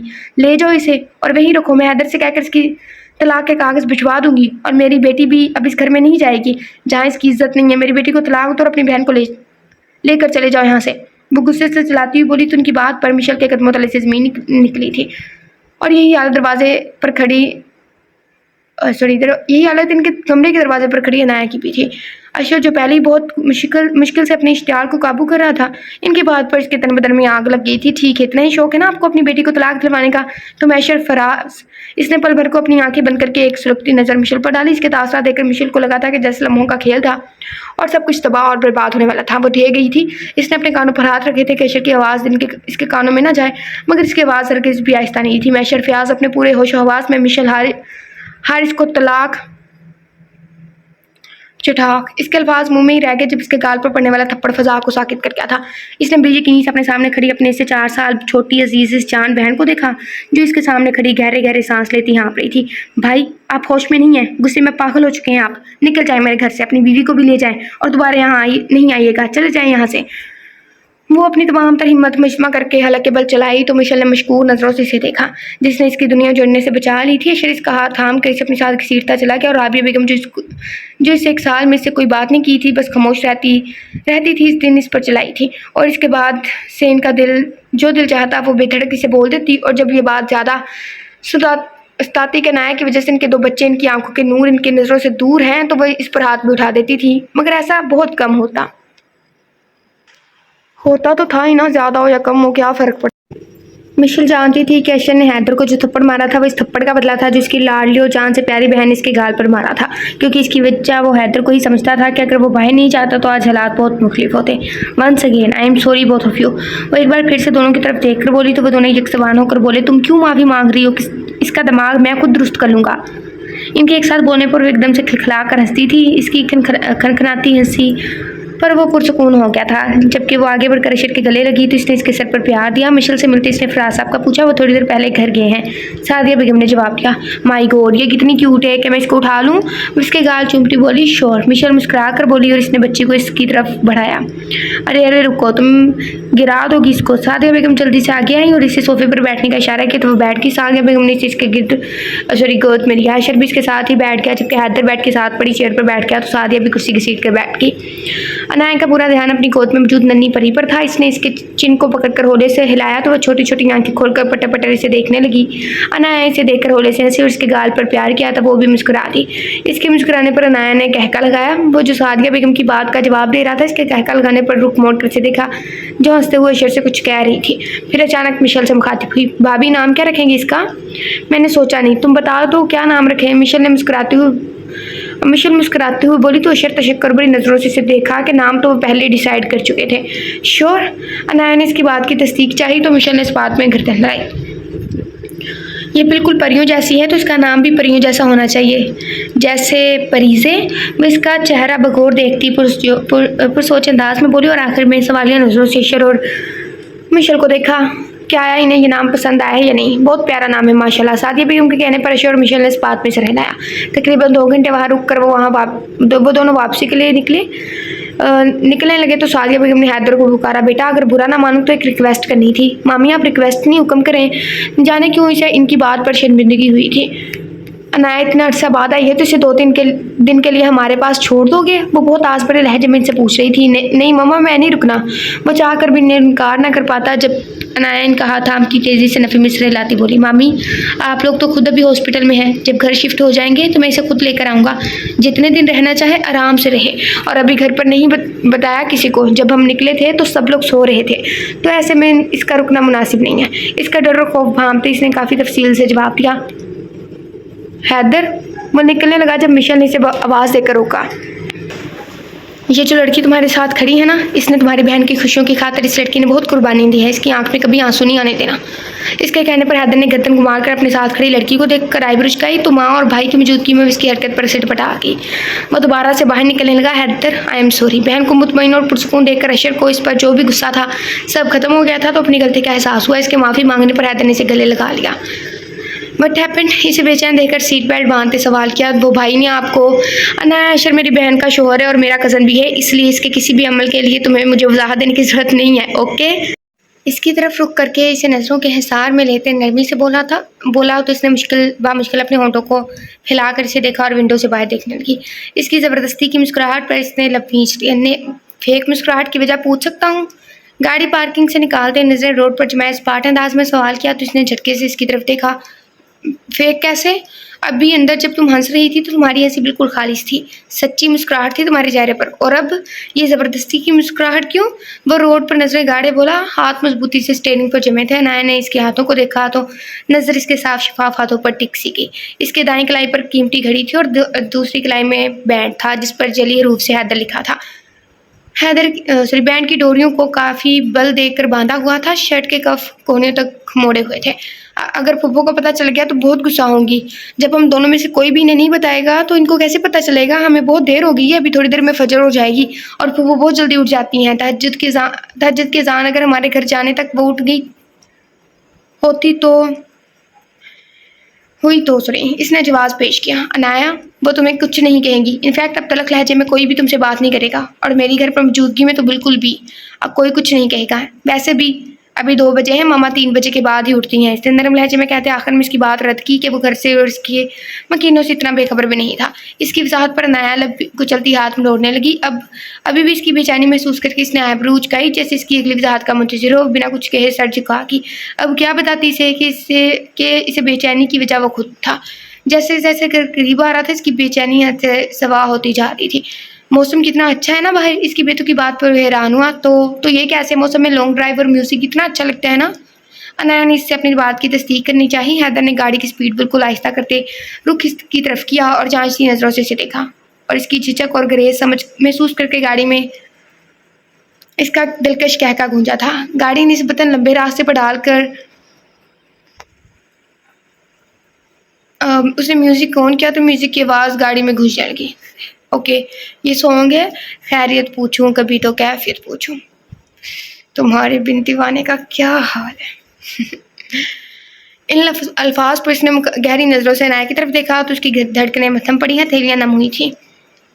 गाड़ी इशारे पर रुकी तो इसकी नज़र एक शख्स पर पड़ी जो गजरे लिए खड़ा था। इशारे से इसे बुलाया। इतनी रात को? मोती और गुलाब की खुशबू से गाड़ी महक उठी। इसने हाथ अपनी हथेली अनाया के सामने फैलाई तो इसने कपकपाता हाथ इसके हाथों में दिया। इसका दिल हथेलियों में धड़कने लगा। इसने नरमी से इसके हाथों में गजरे पहनाए, साथ साथ सॉन्ग भी चल रहा है, ठीक है ना? ऐसे हमने कभी सॉन्ग सही से पढ़ा नहीं ना। हमारी एक फ्रेंड, इसकी आवाज़ अच्छी है, बदतमीज़ कहती रहती है मेरी आवाज़ नहीं अच्छी। इशारा खुल गया। पीछे खड़ी गाड़ियाँ हाँ देने लगी तो इसने गाड़ी आगे बढ़ाई। इसका हाथ अभी तक इसके मजबूत हाथ की गिरफ्त में था। अनाया ने अपना हाथ छुड़वाने की कोशिश की तो इसकी गिरफ्त मज़ीद मजबूत हुई तो इसने कोशिश तर्क कर दी और विंड स्क्रीन से बाहर देखने लगी। रात के इस पहर भी सड़कों पर ट्रैफिक रवा दवा थी। बस सीट के पुश्ते टेक लगा कर बाहर देखने लगी। इसे अपने हाथ पर सिरकता हुआ लिमिट महसूस हुआ। इसने गौर किया तो इसके हाथ की पुश्त पर अपने अंगूठे की मदद से कुछ लिख रहा था। वो जी जान से कपकपा उठी, बल्कि लर्ज कर आरज़ू पर झुक गई। My love. बहुत कोशिश करने पर भी इसे एहसास हुआ कि वो माई लव लिख रहा है। इसने सख्ती से आंखें बंद कर ली। मोहब्बत। ये तो जब होती है तो हो ही जाती है, कब, क्यों, किससे, कैसे, ये सब सवाल बेमायने लगते हैं। एक ऐसा जज़्बा है जो इंसान की हस्ती को बदल कर रख देता है, और जो सच्ची मोहब्बत होती है ना, वो इंसान को अल्लाह के बहुत करीब कर देती है। जैसे इसकी मोहब्बत इसे अल्लाह के करीब ले गई थी। वो जो नमाज़ मुश्किल से पढ़ती थी, अब अक्सर तहज्जुद भी पढ़ने लगी थी। वो जो अल्लाह से दुआ बहुत कम माँगती थी कि अल्लाह ने इसे सब कुछ दिया था, इतना कि इसे कभी माँगने की ज़रूरत ही महसूस नहीं हुई थी। जान छुड़ाने वाली माँ, छिड़कने वाली सॉरी हर ज़रूरत कहने से पहले पूरी करने वाला बाप, लाड उठाने वाला भाई, प्यार करने वाले रिश्ते, सब कुछ तो था। क्या माँगती? फिर इसे मोहब्बत के ज़हर ने अपने अंदर जकड़ा, हैदर की मोहब्बत ने। वो मगरूर सा शहज़ादा इसे अपनी पहुँच से बहुत दूर लगता था, तो इसने अल्लाह से इसको माँगा और अल्लाह ने इसे दे भी दिया। फिर वो चला गया इसे छोड़कर। कितना रोई थी वो, कितना तड़पी थी। इसने कितने ही शिकवे किए थे अल्लाह से, और फूफो के रवैये से वो बहुत दिलबर्दश्ता हुई। वो जो दोनों घर में सबकी लाडली थी, हर वक्त चहकती रहती थी, मुरझा गई थी। घर में कोई ज़्यादा इससे बात नहीं करता, तन्हाई और अकेलापन इसे काट खाने को छोड़ता। अल्लाह के करीब होती चली गई, कभी इससे शिकवे भी करती। अभी इसे एहसास हुआ था कि वो जिस मुकाम पर अल्लाह से शिकवा करती रही थी, दर हकीकत वो मुकाम शुक्र था कि अल्लाह इसे सबसे दूर करके अपने करीब लाना चाहता था, और अब इसे ताहयात इसका शुक्र अदा करना था। इसने इसे खुद से करीब लाकर इसकी मोहब्बत को भी इसे सौंप दिया था, और अब इसे अल्लाह की रस्सी को मजबूती से थामे रखना था। हैदर अपने कंधे पर बोझ महसूस हुआ तो इसने गर्दन घुमाकर इसे देखा, इसके कंधे पर सरखे सो चुकी थी। हैदर ने मुस्कुराकर अपना बाजू इसके गिर्द फैलाया, तभी इसका फ़ोन बजने लगा। स्क्रीन पर चमकते नाम को देखकर वह संजीदा हुआ और काल्पनिक की सलाम दुआ के बाद दूसरी जानिब से जो कहा गया, इसे सुनकर इसने लब्बी इसलिए पेशानी की रगे तन की। इसको उठा लो, किसी को शक भी ना हो, मैं 5 मिनट में पहुंच रहा हूँ। गाड़ी की स्पीड बढ़ाते इसने कॉल काटी। अनाया, अनाया उठो। इसने नरमी से अनाया का गाल थपथपाते इसे पुकारा। तुम अंदर जाओ, मुझे एक ज़रूरी काम है, थोड़ी देर में आ जाऊँगा। घर के सामने रुकता वो संजीदगी से बोला तो अनाया बात में सिर हिलाकर गाड़ी से उतर गई। इसके घर के अंदर दाखिल होने के बाद वो जन से गाड़ी भगा ले गया। सिद्रा, मुलाजमा जाओ, हैदर को बुला कर लाओ। राबिया ने जूस का गिलास हारिस साहब के सामने रखते फर्श पर पोछा लगाते मुलाजमा को कहा, जो जी अच्छा कहती चली गई। अनाया चाय के कप ट्रे में सजाए लेकर आई और बारी बारी सबको देने लगी। जब हारिस साहब ने शहीद को मुखातिब किया, शहीद किसी अच्छे बावर्ची का इंतजाम करो जितनी जल्दी हो सके। लाड साहब को पसंद नहीं है कि इनकी बीवी से काम करवाएं। ये ना हो कहीं तुम्हारी माँ और ताई के हाथ के बदमज़ा खाने पड़ जाए। उन्होंने हल्के फुल्के अंदाज में बीवी और भाभी पर तंज किया तो वो दोनों बदमज़ा हुई तो नौजवान पार्टी के चेहरों पर दबी दबी से हंसी फैल गई। बीबी जी, साहब दरवाज़ा नहीं खोले, मैंने बड़ी देर दरवाज़ा खटखटाया है, आवाज़ें भी दी हैं पर उन्होंने जवाब नहीं दिया। अच्छा तुम जाओ, इससे कहे कि हैदर को उठाकर नाश्ते पर बुलाए। राबिया ने पहला जुमला मुलाजमा से कहते दूसरा जुमला हारिस साहब से कहा, और एक चिड़ती सी नज़र क्या नाम था उस लड़की का जो हीरोइन है, वानिया पर डाली। अनाया था उसका नाम, तो अनाया पर डाली थी। वो घर पर नहीं है। अनाया सबकी नज़रें खुद पर महसूस करती गड़बड़ाई। कहाँ गया? राबिया बेगम ने तीखी अंदाज में सवाल किया तो हारिस साहब ने सवालिया नज़रों से देखा। पता नहीं, मुझे जब घर छोड़ कर गए थे तो कह रहे थे कि थोड़ी देर में आ जाऊँगा। आपको घर छोड़ कर गया था? मतलब आप लोग कहीं गए थे? हारिस साहब ने सवाल किया तो उसने ज़बान दांतों तले दबाई और खुद को कोसा। इन सबको देखा जो सवालिया नज़रों से इसी देख रहे थे। नाया ने पल भर को आंखें बंद करके दोबारा खोली, थूक निकल कर हलक तर किया। जी। नज़रें झुका कर अस्पात में सर हिलाया। कहाँ गए थे? उसामा ने एक्साइटेड होते सवाल किया। इन सबकी सवालियों पुरशौक नज़रें इस पर जमी थी, जबकि सब बड़े संजीदगी से देख रहे थे। इसे घबराहट और शर्मिंदगी ने बैक आन घेरा था। समझ नहीं आई कि सच बोले या झूठ बोल दे। सच बोला और फूफो ने कोई मसला खड़ा कर दिया तो हॉस्पिटल गए थे। इसने बोलने के लिए लब बात यही थे जब अपनी पुश्त से आती भारी गंभीर आवाज़ ने इसके अंदर सुकून की लहर दौड़ा दी। इसने मुड़कर तशक्कर भरी नज़रों से हैदर को देखा तो इसने सिर को हल्का सा कम देकर इसका शुक्रिया कबूल किया और कुर्सी की सीट कर बैठ गया। बस कितना अच्छा लाइफ पार्टनर है ना। खैरियत, तबीयत तो ठीक है तुम दोनों की? हारिस साहब ने बारी बारी दोनों को देखा। जी अल्हम्दुलिल्लाह, मिशेल की बेटी हुई है, इसको देखने गए थे। हैदर ने सुकून से अपनी प्लेट में सालन निकालते सबको बेसुकून किया। पूरे डाइनिंग रूम में मौत सा सन्नाटा छा गया। मिशेल आप ही ठीक हैं? और इनकी बेबी कैसी है? क्या आपके पास इसकी तस्वीर है? आप बनाई आप लोगों ने इसकी तस्वीर? उसामा सबसे पहले होश में आया और एक ही सांस में इतने सारे सवाल पूछ लिए, जिस पर हैदर होले से मुस्कुरा कहा कि इसकी भी तो बहन थी और ये बहन भाई का रिश्ता भी बहुत अजीब होता, चाहे जितनी मर्जी दूरियाँ हों। पिक है मेरे पास, मगर तुम इसे जाकर भी देख सकते हो। रियली? वो हैरान हुआ। यस, बल्कि तुम सब जा सकते हो। बाबा मैं जाऊँ? इसने बाप से इजाज़त लेनी जरूरी समझी। हारिस के इस बात में सिर हिलाने पर उसामा और हमदान दोनों नाश्ता छोड़कर दरवाजे की तरफ भागे। रुको, हम दोनों ने भी जाना है। या सॉरी, सबीन और अमीन भी नाश्ता वहीं छोड़कर इन दोनों के पीछे भागी। शहीर और हैदर ने एक दूसरे की तरफ देखा। शहीर ने गिनती शुरू की। अभी वो 3 पर पहुंचा था कि सामने उल्टे कदम वापस आया। एड्रेस तो बता दें, वो लोग किस हॉस्पिटल में है, तुम जाओ मैं लोकेशन भेजता हूँ। इसने जेब से फ़ोन निकाला, रुको यार मैं भी तुम्हारे साथ जाऊँगा। हारिस साहब चाय का घूंट भरते खड़े हुए, बाबा मुझे आपसे बात करनी है। बस संजीदगी से बोला तो हारिस साहब गहरा सांस खींचते वापस बैठ के। राबिया बेगम अभी तक साकित थी, समरा और उमर इस सब में खामोश तमाशाई बने बैठे थे। क्या मैं पूछ सकता हूँ कि फराज हाउस के लोगों पर इस घर में आने पर पाबंदी क्यों है? टेबल पर रखे कप पर नजरें जमाए बिना इनको देखे सर्द अंदाज में सवाल किया। क्या ये सवाल तुमने ऐश्वर्य से किया था कि इसने तुम्हारी बहन के मैक के आने पर पाबंदी क्यों लगाई? राबिया बेगम तीखे लहजे में बोली। वो टेबल पर कोनियां टिकाकर थोड़ा सा आगे झुका और राबिया बेगम की आंखों में देखकर सर्द लहजे में बोला, क्योंकि आपकी बेटी ड्रग्स लेने लगी थी। इसकी बात पर वहां मौजूद इन पांचों ने हैरत और बेयकीनी से इसकी तरफ देखा। तुम झूठ बोल रहे हो, आपको लगता है कि मैं झूठ बोल रहा हूँ? बस पाठ अंदाज में बोला तो राबिया बेगम को लगा जैसे वो अपनी जगह से हिल नहीं सकेगी। हैदर प्लीज, अनाया ने इसे टोका तो इसने फौरन गर्दन घुमाकर इसे देखा, जो इसके साथ एक कुर्सी छोड़कर दूसरी कुर्सी की पुश्त दोनों हाथों से थामे खड़ी थी। तुम ये बात जानती थी? राइट। वो कुर्सी धकेल कर इसके सामने हाथ बांधे खड़ा हुआ और सवालिया नजरों से इसे देखने लगा तो वह नजरें चुरा की। मेरी बात का जवाब दो अनाया। जी। हैदर, इस चैप्टर को यहीं पर ख़त्म कर दें प्लीज़, क्योंकि तकलीफ दह माजी को जितना छेड़ेंगे वो इतना ही तकलीफ देगा। जो ज़ख्म अदमल हो रहे हैं इनको खरीदने से नए ज़ख्मों के सिवा कुछ नहीं मिलेगा। तो बेहतर नहीं है कि हम लोग क्या हुआ, कैसे हुआ, क्यों हुआ पर तवज्जो देने के बजाय अपने आज पर तवज्जो दें। वो बहुत नरमी से ठहर ठहर कर बोली तो इसका एक लफ्ज़ वहाँ मौजूद सभी अफराद को अपने दिल में उतरता हुआ महसूस हुआ। शहीर जो कब से बामुश्किल चुप बैठा बोल उठा, हैदर मेरे ख्याल में भाभी बिल्कुल ठीक कह रही हैं, हमें माजी पर बात करने के बजाय हाल पर तवज्जो देनी चाहिए। इसके अंदाज में कुछ तो ऐसा था कि हैदर चौंका, जबकि वो चलता हुआ इसके करीब आ रुका। यूं कि हैदर की दाएं जानिब अनाया खड़ी थी और बाएं जानिब शहीर। क्या मतलब? इसने भुएं छेड़ी तो शहीर हारिस साहब की तरफ पलटा। तायाबा, आप इसे पूछते क्यों नहीं हैं कि ये जनाब सारी रात बाहर गुजार के इस वक्त इतने फ्रेश से कहाँ से तशरीफ ला रहे हैं? इसने कमीनी सी मुस्कुराहट लबों पर सजाकर कहा तो हैदर जलबुन गया और दिल दिल में से एक मजहब से लफ्ज़ से पुकारा तो नया ने यार रात दिन कहा। इसकी जानिब उठाई और ठिठक गई। कफ कोने तक फोल्ड के कलाई में घड़ी, दूसरे में बैंड वालों को सलीके से सेट किए वो अपने मखसूस हुलिये में था। रात जब वो नाया को छोड़कर गया था तो इसने स्काई ब्लू शर्ट पहनी थी और साथ में स्काई ब्लू कलर की जीन्स थी, और इस वक्त इसने काली शर्ट और डार्क ब्लू जीन्स पहनी हुई थी। अनाया एक नज़र इस पर डालकर बर्तन समेटने लगी। तुम लोगों का कोई बड़ा नहीं है, सब कुछ जानते बूझते तमाशाई बनकर सब कुछ देखते रहे पर मजाल है जुबान से एक लफ्ज़ भी निकाला हो। तुम लोगों की खामोशी का नतीजा दोनों बच्चियों ने भुगता है, इनके बड़ों ने भुगता है जिन्होंने 3 साल अपनी बेटियों की शक्ल तक नहीं देखी। उमर साहब गुस्से से इन दोनों को घूरते हुए बोले, चाचू मुझे खुद कुछ देर पहले पता चला है और हमारे घर के बड़ों ने जो कुछ भी भुगता है इनमें इनकी अपनी गलती है। वो संजीदगी से बोला, क्या गलती है? उन्होंने आबरू झुकाई। इससे पहले इनकी बात पर वो कोई जवाब देता, राबिया बेगम की आवाज़ पर इन सबकी तरफ देखा जिनका चेहरा खतरनाक हद तक सफेद पड़ चुका था। कपकपाती आवाज़ में बोली, आंसू गाल पर फिसल रहे थे। हैदर, मैंने अपनी आंखों से शर को मिशल पर हाथ उठाते देखा है। वो इसे बहुत बुरे तरीके से बात कर रहा था, बल्कि चिल्ला रहा था इस पर, और इसने इसे कमरे में बंद कर दिया था। मामा रिलैक्स, अब पानी पिए। हैदर तेजी से इनके पास आता इसके कदमों में बैठा। नया ने गिलास में पानी डालकर गिलास इनकी तरफ बढ़ाया पर उन्होंने पीने से इनकार कर दिया। हैदर, इस दिन मैं बिना बताए मिशेल से मिलने गई तो वो घर पर नहीं थी। मैंने इसका इंतजार करने लगी। अशर घर आया तो इसने मिशेल का पूछा और फिर गुस्से से कहीं चला गया। वापस आया तो मिशेल इसके साथ थी।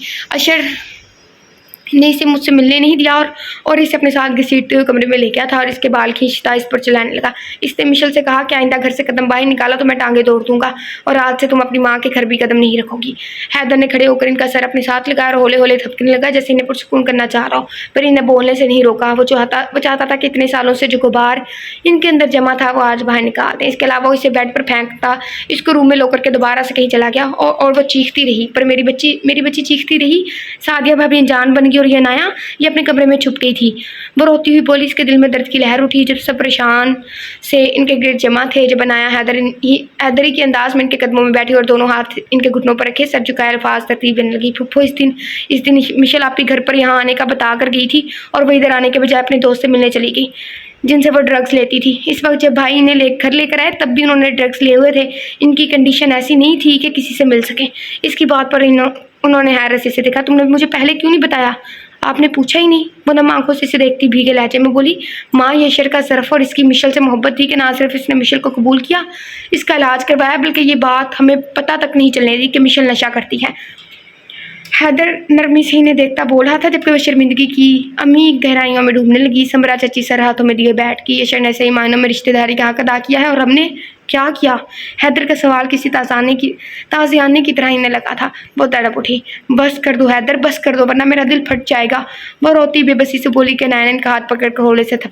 मिसअंडरस्टैंडिंग, गलतफहमी, ये एक ऐसा लफ्ज़ है जो बहुत से रिश्तों को निकल जाता है। बहुत से खूबसूरत लम्हे, बहुत से खूबसूरत रिश्ते इसकी भेंट चढ़ जाते हैं। जैसे राबिया बेगम को एक गलतफहमी हुई थी जिसे दूर करने के बजाय उन्होंने इस पर यकीन किया था, और इनकी एक गलतफहमी दो मोहब्बत करने वाले ख़ानदानों के दरमियान इतना फासला ले आई। इसीलिए कोशिश करें कि गलतफहमियों को दिल में जगह ना दें, चाहिए कि नहीं देनी चाहिए कि जब इन गलतफहमियों के बादल सर से छटते हैं तो पीछे सबसे बहुत से पछतावे और मलाल छोड़ जाते हैं कि बाज़ दफ़ा इंसान इन पछतावों को मिटाते में खुद मिट जाता है। इसकी हस्ती फना हो जाती है मगर पीछे रह जाने वाला मलाल फिर भी ख़त्म नहीं होता। अनाया मेरी बच्ची, राबिया बेगम ने इसको अपने गले लगाया तो इसकी आंखें नम हो गई। अनाया मुझे माफ़ कर दो, मैंने तुम्हारे साथ बहुत ज़्यादती करती रही हूँ। उन्होंने इसके सामने हाथ जोड़े तो वो नफ़ी में सिर हिला कर इनके हाथ थाम कर चूम लिए। फुप्पो आप माफ़ी नहीं मांगे प्लीज़, मैंने तो आपके बेटे को भी माफ़ कर दिया है। आप तो मेरी फुप्पो हैं, मेरी आइडल फुप्पो। सॉरी फुप्पो थी आप, मैं आपसे कभी भी नाराज़ नहीं हो सकती। वो इन्हें गले लगाकर मुस्कुराती हुई बोली तो हैदर ने आइब्रो उचकाई जैसे कह रहा हो कि वाकई नहीं, तुम इसे इतनी आसानी से माफ़ नहीं करना। जो कुछ भी हुआ है इसकी वजह से हुआ है, इसकी ज़िद और हट दर्मी की वजह से हुआ है। इनकी बात पर हैदर का मुंह खुल गया। तुमने इससे बिल्कुल भी बात नहीं करनी। ये जो तुमसे मोहब्बत का दावेदार है ये कहता था कि तुम्हारे साथ शादी नहीं करनी। कितनी कस्में वादे करके इतनी मुश्किल से शादी के लिए राज़ी किया था मैंने इसको। चलो जी आप खुद हमें सहेलियाँ बन गई तो हैदर बेचारा फंस गया। इसके बावजूद इतने नखरे किए और फिर घर से भाग गया भगोड़ा कहीं का। इनकी बात पर अनाया बामुश्किल अपनी मुस्कुराहट रोककर फुर्माबदारी से इस बात में सर हिलाया। हैदर की शक्ल देखकर शहीर और हारिस साहब ने भी अपनी हंसी जब्त की। अनाया ने मुस्कुराती नज़रों से इसे देखा। इसकी मुस्कुराहट चैलेंजिंग थी, जैसे कह रही हो कि मुझे मना कर दिखाओ। हैदर ने हल्का सा सर खम करके जैसे इसका चैलेंज कबूल किया और इसे कमरे में आने का इशारा करके सबसे एक्सक्यूज़ करता वहाँ से चला गया। वो इसे इग्नोर करती राबिया और समरा से बातें करने लगी कि अब गलतफहमी के बादल छटे थे तो सब कुछ बहुत रोशन और पुरसुकून था। वो जब कमरे में आई तो हैदर पाँव लटकाए बेड पर लेटा हुआ था, शायद इसका इंतजार करते सो चुका था। इस तरह से देखकर अनाया के दिल ने एक पीट मिस की। वो बिना आवाज़ की आगे बढ़ी, इसके पाँव को जूतों की कैद से आज़ाद किया। वो बामुश्किल इसकी टांगों को बेड पर रखा, इसको चादर उड़ा कर वो दबे कदमों ही वापस पलटने लगी। जब हैदर ने इसकी कलाई पकड़कर झटके से अपनी तरफ खींचा तो इस आफताब पर वो कटी पतंग की तरह इसके सीने से हालांकि बाल जूड़े से खुलकर चेहरे के गिर्द हिसार कायम करके इसने मछली की तरह तड़प कर इसके हिसार से निकलना चाहा तो इसने इसके गिर्द हिसार बांध कर इसे रोक लिया। वो जब कमरे में आई तो हैदर पाँव लटकाए बेड पर लेटा हुआ था। ये अभी है हैदर प्लीज़। मुंतशिर धड़कने लरसती पलकें, सुर्ख चेहरा, कपकपाते लब। वो जाने कितनी देर तक इसके चेहरे को नज़रों के हिसार में लिए देखता रहा, जबकि उसके इस तरह तक गुर्बत को महसूस करती इसकी गिरफ्त से निकलने के लिए बेहाल हो रही थी। इतनी देर लगाकर क्यों आई हो? इसके चेहरे को नज़रों के हिसार में रखते इस्तफसार किया। तो आप मुझे इस तरह सजा देंगे? वो नम आंखों से इसकी आंखों में देखती कपकपाते लहजे में बोली, हरगिज़ नहीं। हैदर ने झुककर इसकी हिन्नी जैसी बड़ी बड़ी खूबसूरत आंखों को छुआ तो इसका वजूद लर्ज उठा। इसने फ़ौरन नज़रें झुकाई और एक बार फिर से उठने की कोशिश की। बीवी को मनाने की एक छोटी सी कोशिश कर रहा हूँ। मैं मान गई हूँ, मैं तो कल ही मान गई थी। मैंने कब कहा कि मैं नाराज़ हूँ? बल्कि मैं तो कभी आपसे नाराज़ थी ही नहीं। वो तेज़ी से बोली। इसकी बात और अंदाज पर हैदर का कहका बेसाख्ता था। वो पुरशौक नज़रों से इसे देखने लगा। नींद की खुमारी लिए सुरख आंखें इसकी नज़रों का पैगाम पढ़ रही थी। पढ़कर हैदर ने अपनी गिरफ्त ढीली की तो वो फुर्ती से उठकर दूर जाकर खड़ी होगी और सीने पर हाथ रखकर गहरे गहरे सांस भरने लगी। हैदर चलता हुआ इसके करीब और ड्रेसिंग के दराज से एक छोटी सी डिब्बी निकाल कर इससे एक कदम के फासले पर रुक गया और इसमें से एक खूबसूरत सी चैन निकाली जिसमें एक छोटा सा हार्ट शेप पेंडेंट था और इस पर एच लिखा हुआ था और इसके अंदर छोटे छोटे डायमंड फिक्स थे। मैं आई, इसने इजाज़त चाही। अनाया ने पलकें झुका दी तो वो मुस्कुरा कर चैन इसे पहनाने लगा। इसका लिमस अपनी गर्दन पर महसूस करके इसने आंखें सख्ती से मीच ली।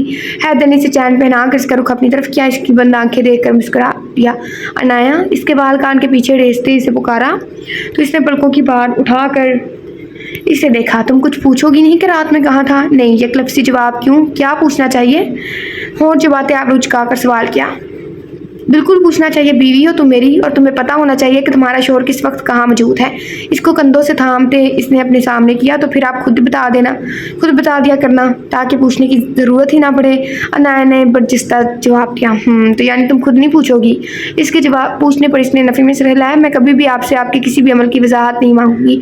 आप देखते हैं कि कितना एतमाद करते हैं आप मुझ पर, मतलब तुम मुस्तकबिल में एक मुश्किल बीवी साबित होगी। वो होले से हंसकर बोला। कुछ देर खामोशी से अनाया को देखता रहा और फिर धीरे धीरे बोलना शुरू किया। जब वो यहाँ से गया था तो वहाँ एक रेस्टोरेंट में जॉब करता था, क्योंकि इस वक्त वो जॉब इसकी ज़रूरत थी। वहाँ पर हैदर का एक कोलीग था जो कि दरहकीकत एक सीक्रेट एजेंट था और किसी मिशन के सिलसिले में वहाँ पर आया था। एक रात हैदर किसी काम से रेस्टोरेंट के पिछले हिस्से की तरफ गया जो कि स्टोर रूम की तरफ इस्तेमाल होता था। वहाँ पर इसको वो लड़का शदीद जख्मी हालत में मिला। वहाँ की एजेंसीज को इसका पता चल गया था, इस पर हमला हुआ था, जिसके नतीजे में वो शदीद जख्मी हो गया था। हैदर ने इसे हॉस्पिटल ले जाना चाहा तो इसने साफ मना कर दिया। इसने हॉस्पिटल जाने से मना कर दिया तो इंसानियत के नाते हैदर को अपने अपार्टमेंट में ले गया और कुछ भी वो इसके लिए कर सकता जो कुछ भी इसके लिए कर सकता था इसने किया। इसी हफ्ते के अंदर वो हैदर को इसके अपार्टमेंट से खुफिया जगह पर ले गया, क्योंकि एजेंसी वाले इसे एजेंट की तलाश में अपार्टमेंट तक पहुंच चुके थे। और जब वो लोग अपार्टमेंट तक पहुंच गए थे तो हैदर तक पहुंचना मुश्किल नहीं था। इस एजेंट ने और इसके एक साथी ने हैदर को ट्रेनिंग दी कि इसकी जान को खतरा था, इसलिए हैदर को अपने साथ शामिल करना ज़रूरी था। इस तरह हैदर एजेंसी वालों के लिए काम करने लगा था, जिसका शहीर के अलावा किसी को इल्म नहीं था, क्योंकि इस दौरान वो 2-3 मरतबा पाकिस्तान आया था और रात को भी इसी काम के सिलसिले में गया था। काम के दौरान कपड़े गंदे हो गए थे, इसलिए चेंज करके आया हूँ। वो संजीदगी से बोला, सारी बात बताता चला गया, सिर्फ पाकिस्तान आने वाली बात छुपा गया था। अनाया ने कोई रद्द-ए-अमल ज़ाहिर नहीं किया तो वो थोड़ा हैरान हुआ। हैदर, मैं पिछले 3 साल से आपकी बीवी की हैसियत से आपके घर और रूम में मौजूद हूँ। आपको लगता है मैं आपसे इतनी बेखबर रही होंगी? इसने आबरू झुकाकर सवाल किया तो हैदर हंस दिया। यानी मेरी जासूसी करती रही हो? हैदर की बात पर वो खिलखिला दी। हैदर ने इसके कमर में बाजू हाई किए और थोड़ा सा झुका, जिस पर वो बौखलाती तेजी से खुद को छुड़वा कर दूर हटी। इसकी फुर्ती पर हैदर का कहका भी साकता था। वो इसका हाथ थाम कर इसे ड्रेसिंग मिरर के सामने ले आया और इसकी पुश्त अपनी कमर से लगाई। इसके कंधे पर थोड़ी झुकाए, दोनों का अक्स शीशे में देखने लगा। तुम कितने खूबसूरत दिल की मालिक हो अनाया, और मैं इस खूबसूरत दिल वाली लड़की के इश्क में ताहयात कैद होना चाहता हूँ। निगाहें इसके लबों पर जमाए, आंखों में खुमारी लिए बोला तो इस हद तक नज़दीकी पर अनाया की जान हवा हुई। वो फूफो की कॉल आई थी। वो कह रही कि भाभी को हॉस्पिटल से डिस्चार्ज कर दिया है, तो वो कल सब बाबा के घर जा रहे हैं। मैं भी चली जाऊं? अपनी पागल होती धड़कनों के शोर से घबराते बेरब्तगी से बोलकर इसने फरार की राह निकाली। वापस कब आओगी? गहरा सांस भर कर सवाल किया। इसका रुख अपनी जानिब मोड़ा। कुछ दिन रुकूंगी, आपको कॉल कर दूंगी जब आना हुआ। वो इसकी नज़रों की तपिश से घबराती वहाँ से भागने को परतोलने लगी। हैदर ने 2 कदम इसकी तरफ बढ़ाए। अनाया ने कदम पीछे लिए तो पीछे ड्रेसिंग से टकरा गई। हैदर मुस्कुराया और अपने दोनों हाथ ड्रेसिंग पर रख कर इसके फरार की राह मसदूद की और थोड़ा सा झुककर इसके पेशानी को छूते कान के करीब सरगोशी की। कब तक भागोगी? जब तक भाग सकी। वह झुककर इससे बाजू के हिसार से निकलती खिलखिला कर बोली, तेजी से कमरे से भाग गई। हैदर पहले तो इसकी बात और हरकत पर हैरान हुआ और फिर कमरे की फिजा में इसका जिंदगी से भरपूर कहका गूंजा, सी यू सून माई लेडी। हंसता हुआ जेर लब सरगोशी करता हुआ मोबाइल निकालकर किसी को मैसेज करने लगा, जिसका इसे इसी वक्त जवाब मसूल हुआ, जिसे पढ़कर इसकी कुशादा पेशानी पर बल नमूदार हुए। जब कोई कहता ना माई लेडी तो मुझे बड़ा अच्छा लगता है, लाइक ना ये वर्ड अच्छा है। हैदर ने यूएसए में भी इन लोगों के साथ एक मिशन किया था और जब पाकिस्तान आया तो इसे एक नया मिशन असाइन कर दिया गया था, जिसमें मुख्तलिफ कॉलेजेस और यूनिवर्सिटीज़ में ड्रग सप्लाई करने वाले गैंग को पकड़ना था। जब इन लोगों ने इस मिशन पर काम करना शुरू किया तो पता चला कि ये गैंग है जिसने अपना नेटवर्क पूरे पाकिस्तान में फैलाया हुआ था। ये लोग यूनिवर्सिटीज़, हॉस्टल और कॉलेजेस में कुछ स्टूडेंट के सीक्रेट अफेयर्स पकड़कर या फिर इनकी वीडियोस बनाकर इन्हें ब्लैकमेल करते, अपनी जान और इसे बचाने की खातिर वो दूसरे बच्चों को भी इस दलदल में घसीटते चले जाते हैं। पुलिस जब रेड डालती तो इन स्टूडेंट को जाती और वो लोग पहले से ज़्यादा मुहतात हो जाते और कुछ अर्से बाद वो लोग इन बच्चों को रिहा करवा लेते। तो इनमें से कुछ बच्चे बदनामी की ज़िंदगी गुजारते, इनसे इनकी आज़ादी छीन ली जाती, इनकी सारी ज़िंदगी रोते से गुजरती। चंद एक इतनी बदनामी के बाद या तो खुदकुशी कर लेते या फिर इस गैंग में शामिल हो जाते। लेकिन जो असल मुजरिम थे वो यूं ही आज़ाद घूमते इस घनौने काम को मज़ीद आगे फैलाते जा रहे थे। इसने जेलों में अभी तक मौजूद तमाम स्टूडेंट्स की तस्वीरें मंगवाई थी, जिसमें मिशेल की दोस्त रुदाबा की भी तस्वीर इसे भेजी गई थी और इसे शक गुजरा था कि हो ना हो इसके घर में जो कुछ भी हुआ है इसके पीछे इस लड़की का हाथ है। इसने हवा में तीर छोड़ा था जो बिल्कुल निशाने पर लगा था। नाया का रिएक्शन और शहीद के तासरात इसे सब बताने के लिए काफ़ी थे कि इसका शक बिल्कुल दुरुस्त था। हैदर 6 माह पहले पाकिस्तान आया था, साथ ही एक नया मिशन मिल गया था, तो इसने इस मिशन को मुकम्मल करने के बाद ही घर जाने का इरादा किया था। वो पिछले 6 माह से इस मिशन पर काम कर रहा था और इस दौरान वो ज़्यादातर कराची में रहा था। इनका मिशन अब आखिरी मराहल में था कि इन्हें इस गैंग के सरबराहों का सरगिरफ्त में लेकर इसे कुचलना था कि 6 महीने वो इन्हीं में रहकर इनकी चिड़े घोखली कर चुका था कि अब वो एक बार से वो इन्हें दबा कर सकता था। इस दिन इसके इस्लामाबाद की फ़्लाइट थी। किसी ख्याल के तहत इसने शहीर को मैसेज किया कि बिल्कुल लेने एयरपोर्ट पर आ जाए कि वह एक बार घर में सबसे मिलना चाहता था, खासकर इससे। और इसने दिल में दुआ की थी कि वह इसे देख कर नफरत का इजहार करे, क्योंकि इसकी ज़िंदगी का कोई भरोसा नहीं था और वह नहीं चाहता था कि वो अपने पीछे किसी को उम्र भर का रोग दे जाए। वो शायद ये बात भूल गया था कि जिस रोग से वो इसे बचाना चाह रहा था वही रोग वो इसे 3 साल पहले से दे गया था। वो नहीं जानता था कि जो वो चाहता है अगर वो सच हो जाता तो क्या होता, कि मोहब्बत की निगाहों में नफरत देखना किस कदर तकलीफ दह होता, जिस्म से रूह खींचती हुई महसूस होती है। वो इंतहाई खुशकिस्मत था कि इसके रब ने इसकी चाहत पर कुन नहीं कहा था और इसकी मोहब्बत का दिल इतना नरम और खूबसूरत बनाया था कि इसके लिए रब का जितना शुक्र अदा करता कम था। ब्लैक 2 पीस और वाइट शर्ट से बेतन किया वो नुक्सक सा तैयार खुद पर बेदरीक परफ्यूम स्प्रे कर रहा था जब दरवाज़ा खुलकर शहीर अंदर दाखिल हुआ। ओ भाई खैर है, इतना तैयार होकर जा रहा है, अपने वलीमे में जाने की तैयारी है। शहीर ने इसे सट्टा पाँव घूरते हुए तंज किया और इसके हाथ से परफ्यूम चिपट कर खुद पर छिटका। वलीमे पर तो नहीं, पर शादी के बाद पहली दफ़ा ससुराल जाने लगा हूँ। वह इसकी हरकत इग्नोर करता बालों में हाथ फेर कर मुस्कुरा कर बोला, ये मुँह और मसूर की दाल, ससुराल में किसी ने तुम्हें घास तो डालनी नहीं है, ऐसे ही दूल्हा बनकर जा रहा है। शहीर इसकी मुस्कुराहट पर जल कर बोला, बेटा तू जलता रह, जल कर इतना काला हो गया है कि कोई तुझे घास नहीं डालती, तू अपनी भड़ास दूसरों पर निकालता है। हैदर ने इसे चढ़ाया। शहीर ने हाथ में पकड़ी परफ्यूम की बोतल से इसके सर का निशाना लिया, जिसे इसने सहूलत से कैच करके इसी परफ्यूम की बोतल से शहीर के मुंह का निशाना लिया तो वो तेजी से पीछे हटा। कांच की बोतल दीवार पर लगकर ज़मीन बोस हुई और इसकी किरचियाँ दूर दूर तक बिखर गई। पूरे कमरे में परफ्यूम की खुशबू फैल गई। डैश इंसान, तुम्हारी वजह से मेरा इतना महंगा परफ्यूम टूट गया है। हैदर ने इसे घिरका, तो क्या तुम ये समझ रहे थे कि मैं तुम्हारे साथ कैच खेलने आया हूँ? शहीर ने इसे आंखें दिखाई तो जवाबन हैदर ने भी इसे घूरा, तो फिर क्या लेने आए हो? एक काम था तुमसे, अब तुम्हारे साथ रोमांटिक गुफ्तगू करने से तो रहा। इसने मुंह बनाया तो हैदर झटके से इसकी तरफ बढ़ा और इसकी बकवास पर एक पंच इसके मुंह पर मारा। शहीर फौरन नीचे को झुका तो हैदर का हाथ जोरदार अंदाज में दीवार से जा टकराया तो वह करा उठा। शहीर ने जेबों में हाथ अड़ेस कर मुस्कुराती नज़रों से इसे देखा, जैसे कह रहा हो कि अगर तू फौजी है तो मैं भी एक पुलिस वाला हूँ। इसकी बात अभी मुंह में थी कि हैदर ने अपने पाँव से एक जोरदार किक इसके घुटने पर मारी तो वह घुटने के बल नीचे गिरा। हैदर ने इसके बालों से पकड़ कर इसका सर ऊपर को उठाया। बेटे पुलिस जितनी मर्जी शार्प और स्ट्रॉन्ग हो जाए, एक फौजी का मुकाबला कभी नहीं कर सकती। सही बात है, लास्ट टाइम जो न्यूज़ मैंने देखी थी ना, अल्लाह माफ़ करे, बिला वजह की, ऐसी भी बात नहीं है। अब शहीर सीधा होता नॉर्मल अंदाज में बोला। वो हमेशा से ऐसे प्यार के छोटे मोटे अमली मुजाहरे करते रहते थे कि ये कुछ इन दोनों की फील्ड का असर था और कुछ बचपन से बनी आदत। खैर मैं तुझसे पूछने आया था कि भाभी आज वापस आएंगी या वहीं रुकेंगी? शहीर के सवाल पर इसने ठंडी भरी कि इसने हैदर की दुखती रग पर हाथ रखा था।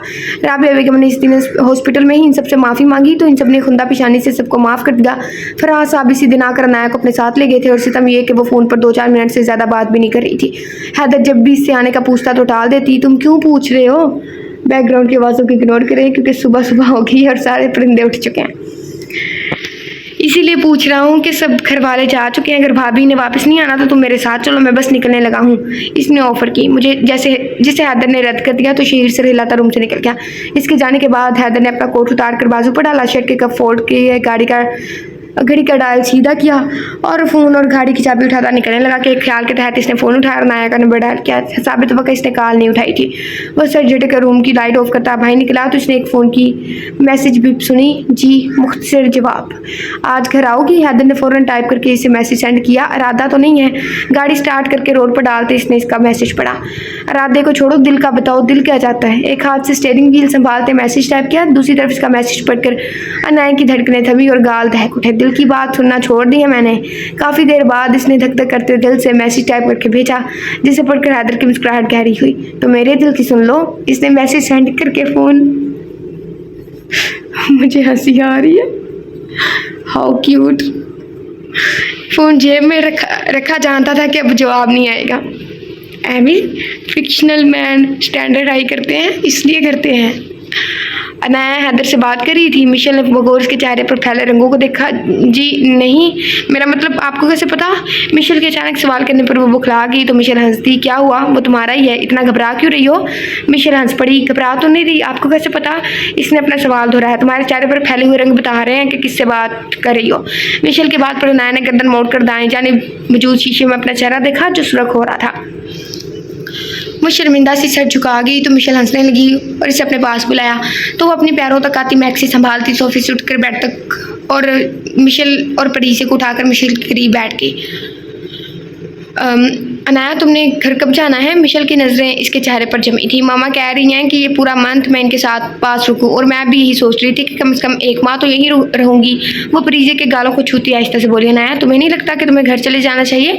मिशेल की बात पर अनाया ने सर उठाकर इसे देखा तो इसने जल्दी से अपनी बात की वजाहत दी। देखो अनाया, ये मेरी बात का गलत मतलब नहीं लेना। बड़ी बहन बनकर एक मशवरा दे रही हूँ, तुम्हें इसके साथ टाइम स्पेंड करना चाहिए। अपने रिश्ते को समझो और इसे वक्त दो। अनाया सर झुकाकर इसकी बात सुनने लगी। अब क्या बताती इसे कि इसको वक्त देने से ही डर कर यहाँ छुपी बैठी है। अनाया तुम समझ रही हो ना मैं क्या कहना चाह रही हूँ? इसके पूछने पर अनाया ने इस बात में सर हिलाया। अभी वो लोग आने वाले ही होंगे और तुम कभी से ऐसे सर झाड़ मुंह फाड़ हुलिये में फिर रही हो। तैयार भी नहीं हुई। एमन को बुलाती हूँ, वो तुम्हें तैयार कर देगी। मिशेल ने इसे झटका तो वो खाइफ हुई। भाभी मैं तैयार तो हूँ, अब अगर इससे ज़्यादा कुछ भी किया तो इतनी ओवर लगूंगी क्योंकि सब हल्का फुल्का तैयार होकर आए हैं। मैं कितनी अजीब लगूंगी। इसने खुद पर एक नज़र डाली। इसने गहरे सब्ज रंग की पैरों को छूती मैक्सी से बटन की हुई थी, बालों को की चोटी बनाए दाएं कंधे पर रखे हुए थे। हल्का सा ग्लोस और मुस्कारा लगाए वो खुद को तैयार ही लगी थी। अनाया तुम सबको छोड़ो, खुद को इसके लिए सजाओ। अब सबके बारे में सोचना छोड़ दो, अपने बारे में सोचो। तुम पहले ही दूसरों की खातिर खुद को बहुत तकलीफ दे चुकी हो, जिनमें सरफरिस्त मैं हूँ। मिशेल का हाथ था, मैं नम आंखों से बोली। तभी हेमन ने सबके आने की इतला दी तो मिशेल ने अनाया को तैयार होने भेज दिया। रात गहरी होती जा रही थी। सब मेहमान वापस जाने की तैयारी कर रहे थे पर वो नहीं आया था। अब वो इसका इंतजार करके थक चुकी थी। इसे लगा था कि इससे नाराज़ हो चुका है अब वो नहीं आएगा। वो बाजार सबसे हंस बोल रही थी मगर इसका दिल बार बार भर आता। नजरें दरवाजे पर जमी थी जब सहर सच्ची इसके पास आई। बहुत प्यारी लग रही हो माशाल्लाह। रस्मी सलाम दुआ के बाद वे इसका सर तपाया जायजा लेती हुई बोली शुक्रिया। वो मुस्कुराई। दिल में कसक जागी कि जिसके लिए इतनी प्यारी लग रही है वही ना आया तो अल्लाह पता नहीं परिंदों को क्या हो गया। सुबह सुबह मैंने कहा था इनसे कि इतनी भूखे रहें, जाके खुराक ढूंढे अपनी। अनाया हैदर नहीं आया? उन्होंने इसकी दुखती रख पर हाथ रखा। वो जो पहले आंसू छुपाने में हलकान हो रही थी। इसकी आंखों में नमी ठहर गई। जी वो कुछ मसरूफ़ थे, अभी आने वाले होंगे। वो बददिक्कत मुस्कुराई। लो भला ऐसी भी क्या मसरूफियत होगी? वैसे अब तो मुझे वो सब बातें सच लगने लगी हैं जो तुम्हारी शादी के बाद से सुनती आ रही हूँ। अल्लाह जाने तुम अब तक इस घर में कैसे रह रही हो। वो मुँह बनाकर बोली तो अनाया चौंकी। चची क्या कह रही हैं आप? मैं समझी नहीं, क्या सुनती रही आप? वही यही कि तुम्हें शादी की रात तलाक देकर चला गया था और अब वापस आया है तो अल्लाह ना करे कैसी बातें कर रही हैं आप? मन की बात काटती तड़प कर बोली। फिर इनके मजीद कुछ भी कहने से पहले बिना कुछ भी कहने से सुने आई थिंक तेजी से सीढ़ियाँ चढ़ गई और अपने कमरे में आकर दरवाज़ा लोकर की दीवार से टेक लगाकर रोने लगी। सहर चची की बात सुनकर इसकी रूह तक फड़फड़ा उठी थी। इसे अभी एहसास हुआ कि अगर ऐसा कभी हकीकत में हुआ तो इसकी रूह जिस्म का साथ छोड़ देगी। वो बेड पर ढह ऐसे कि इसकी टांगें लटक रही थी और नजरें छत पर जमी थी। आंसू टिप टिप बह रहे थे। इसने अपने आंसू साफ किए और फ़ोन उठाया और इसका नंबर डायल किया। दूसरी बेल पर ही फ़ोन उठा लिया गया। आप आए क्यों नहीं? वो सलाम दुआ के बगैर बोली। आप तुमने बुलाया ही नहीं तो क्यों आता? मैं संजीदगी से सवाल किया। अब बुला रही हूँ, आ जाएं। फ़ौरन जवाब आया। भीगा हुआ नम लहजा हैदर के दिल को कुछ हुआ। मैडम आपका हुक्म सर आंखों पर जब आपको मेरे साथ आना ही नहीं है तो मेरे आने का क्या फ़ायदा? मैं चलूँगी, मैं आपके साथ घर चलूँगी, बस आप अभी आ जाएँ प्लीज़। एक हाथ से आंसू साफ करती उलझाई अंदाज में बोली। ओके आ गया, तुम नीचे आओ, मैं वेट कर रहा हूँ। हैदर की बात पर वो झटके से उठ बैठी और कॉल काट कर तेजी से कमरे से बाहर निकली। हैदर घर के करीब था जब इसे एक बंदे की लोकेशन भेजी गई थी जो इनके टारगेट का अहम हिस्सा था। इसे पकड़ना बहुत अहम था। इस सबसे जब वो फारिग होकर यहाँ आते आते इसको काफ़ी देर हो गई थी। इसका ख्याल था कि सब लोग जा चुके होंगे मगर इसने घर में कदम रखा तो पूरे घर में गहमा गहमी फैली हुई थी। ड्राइंग रूम के दरवाजे 2 दरवाजे थे। एक घर के बैरूनी हिस्से की तरफ खुलता था और एक अंदरूनी तरफ। ड्राइंग रूम में तमाम मर्द हजरात जमा थे जिनमें से कई जाने की तैयारी में नजर आ रहे थे तो वो सीधा इधर ही चला गया। वो सबसे मिल रहा था जब अनाया की आवाज़ पर चौंक गया। शहर की आवाज़ इसके कानों से टकराई तो इसके लब भींच के पेशानी की रगें तनगी वो ड्राइंग रूम से बाहर निकला। सीढ़ियों पर अनाया की पुश्त की एक झलक नजर आई थी। हैदर की तरफ किसी का ध्यान नहीं गया था। अनाया के जाने के बाद तमाम खवातीन में चहमगोइयाँ शुरू हो गई थी। सहर जो अनाया को ऊपर ज़्यादा देखकर मुंह बनाकर पलटी थी। हैदर की आवाज़ पर करंट खाकर इसे देखा। आप सब लोगों को हमारे रिश्ते पर इतने डाउट्स क्यों हैं? इसने जेबों में हाथ डाले सर्द लहजे में शोला उगलती नजरों से इन्हें देखकर इस्तफसार किया। नहीं, कोई डाउट्स नहीं है। सहर ज़बरदस्ती लोगों को फैलाती बामुश्किल बोली। US जाना मेरी जॉब की रिक्वायरमेंट थी, तो इसी सिलसिले में मैं अब्रॉड गया था। और जब मेरी बीवी को इस पर कोई एतराज़ नहीं है तो किसी दूसरे तीसरे शख्स को क्या हक पहुँचता है कि वो हमारे मामले में अपनी क्या सराहियाँ पेश करें? वो अपने साबका अंदाज में बोला तो सहर शर्मिंदा हुई। और अरे हैदर बेटा, आप कब आए? सादिया बेगम माहौल की कशीदगी कम करने को इससे मुखातिब किया। हैदर सबको मुश्तरका सलाम करके सादिया बेगम की जानिब मुतवज्जह हुआ। मामी, मैं अनाया को देख लूँ, वो हट हुई होगी शायद, इसने इजाज़त तलब अंदाज में पूछा। उन्होंने इस बात में सर हिलाया। वो सीढ़ियों की जानिब बढ़ गया। अभी दूसरी सीढ़ी पर ही था जब इसके हाथ में थमा फ़ोन बजने लगा। नंबर देकर इसके चेहरे पर मुस्कुराहट फैल गई। कॉल बंद होते ही इससे वो मैरून रंग की सादा मगर खूबसूरत पैरों को छूती मैक्सी को दोनों हाथों से संभालती। पहले तो इसने सबज पहनी थी ना। सीढ़ियों से उतरती दिखाई दी। इसने बालों का खूबसूरत स्टाइल बनाकर मोती के फूलों से इन्हें सजाया हुआ था। नफीस से जेवरात पहनकर अपने खूबसूरत से नकूश को मेकअप की मदद से मजीद खूबसूरत बनाए वो नज़र लग जाने की हद तक खूबसूरत लग रही थी। हैदर मबहूत सा एक तो किसे देखे क्या?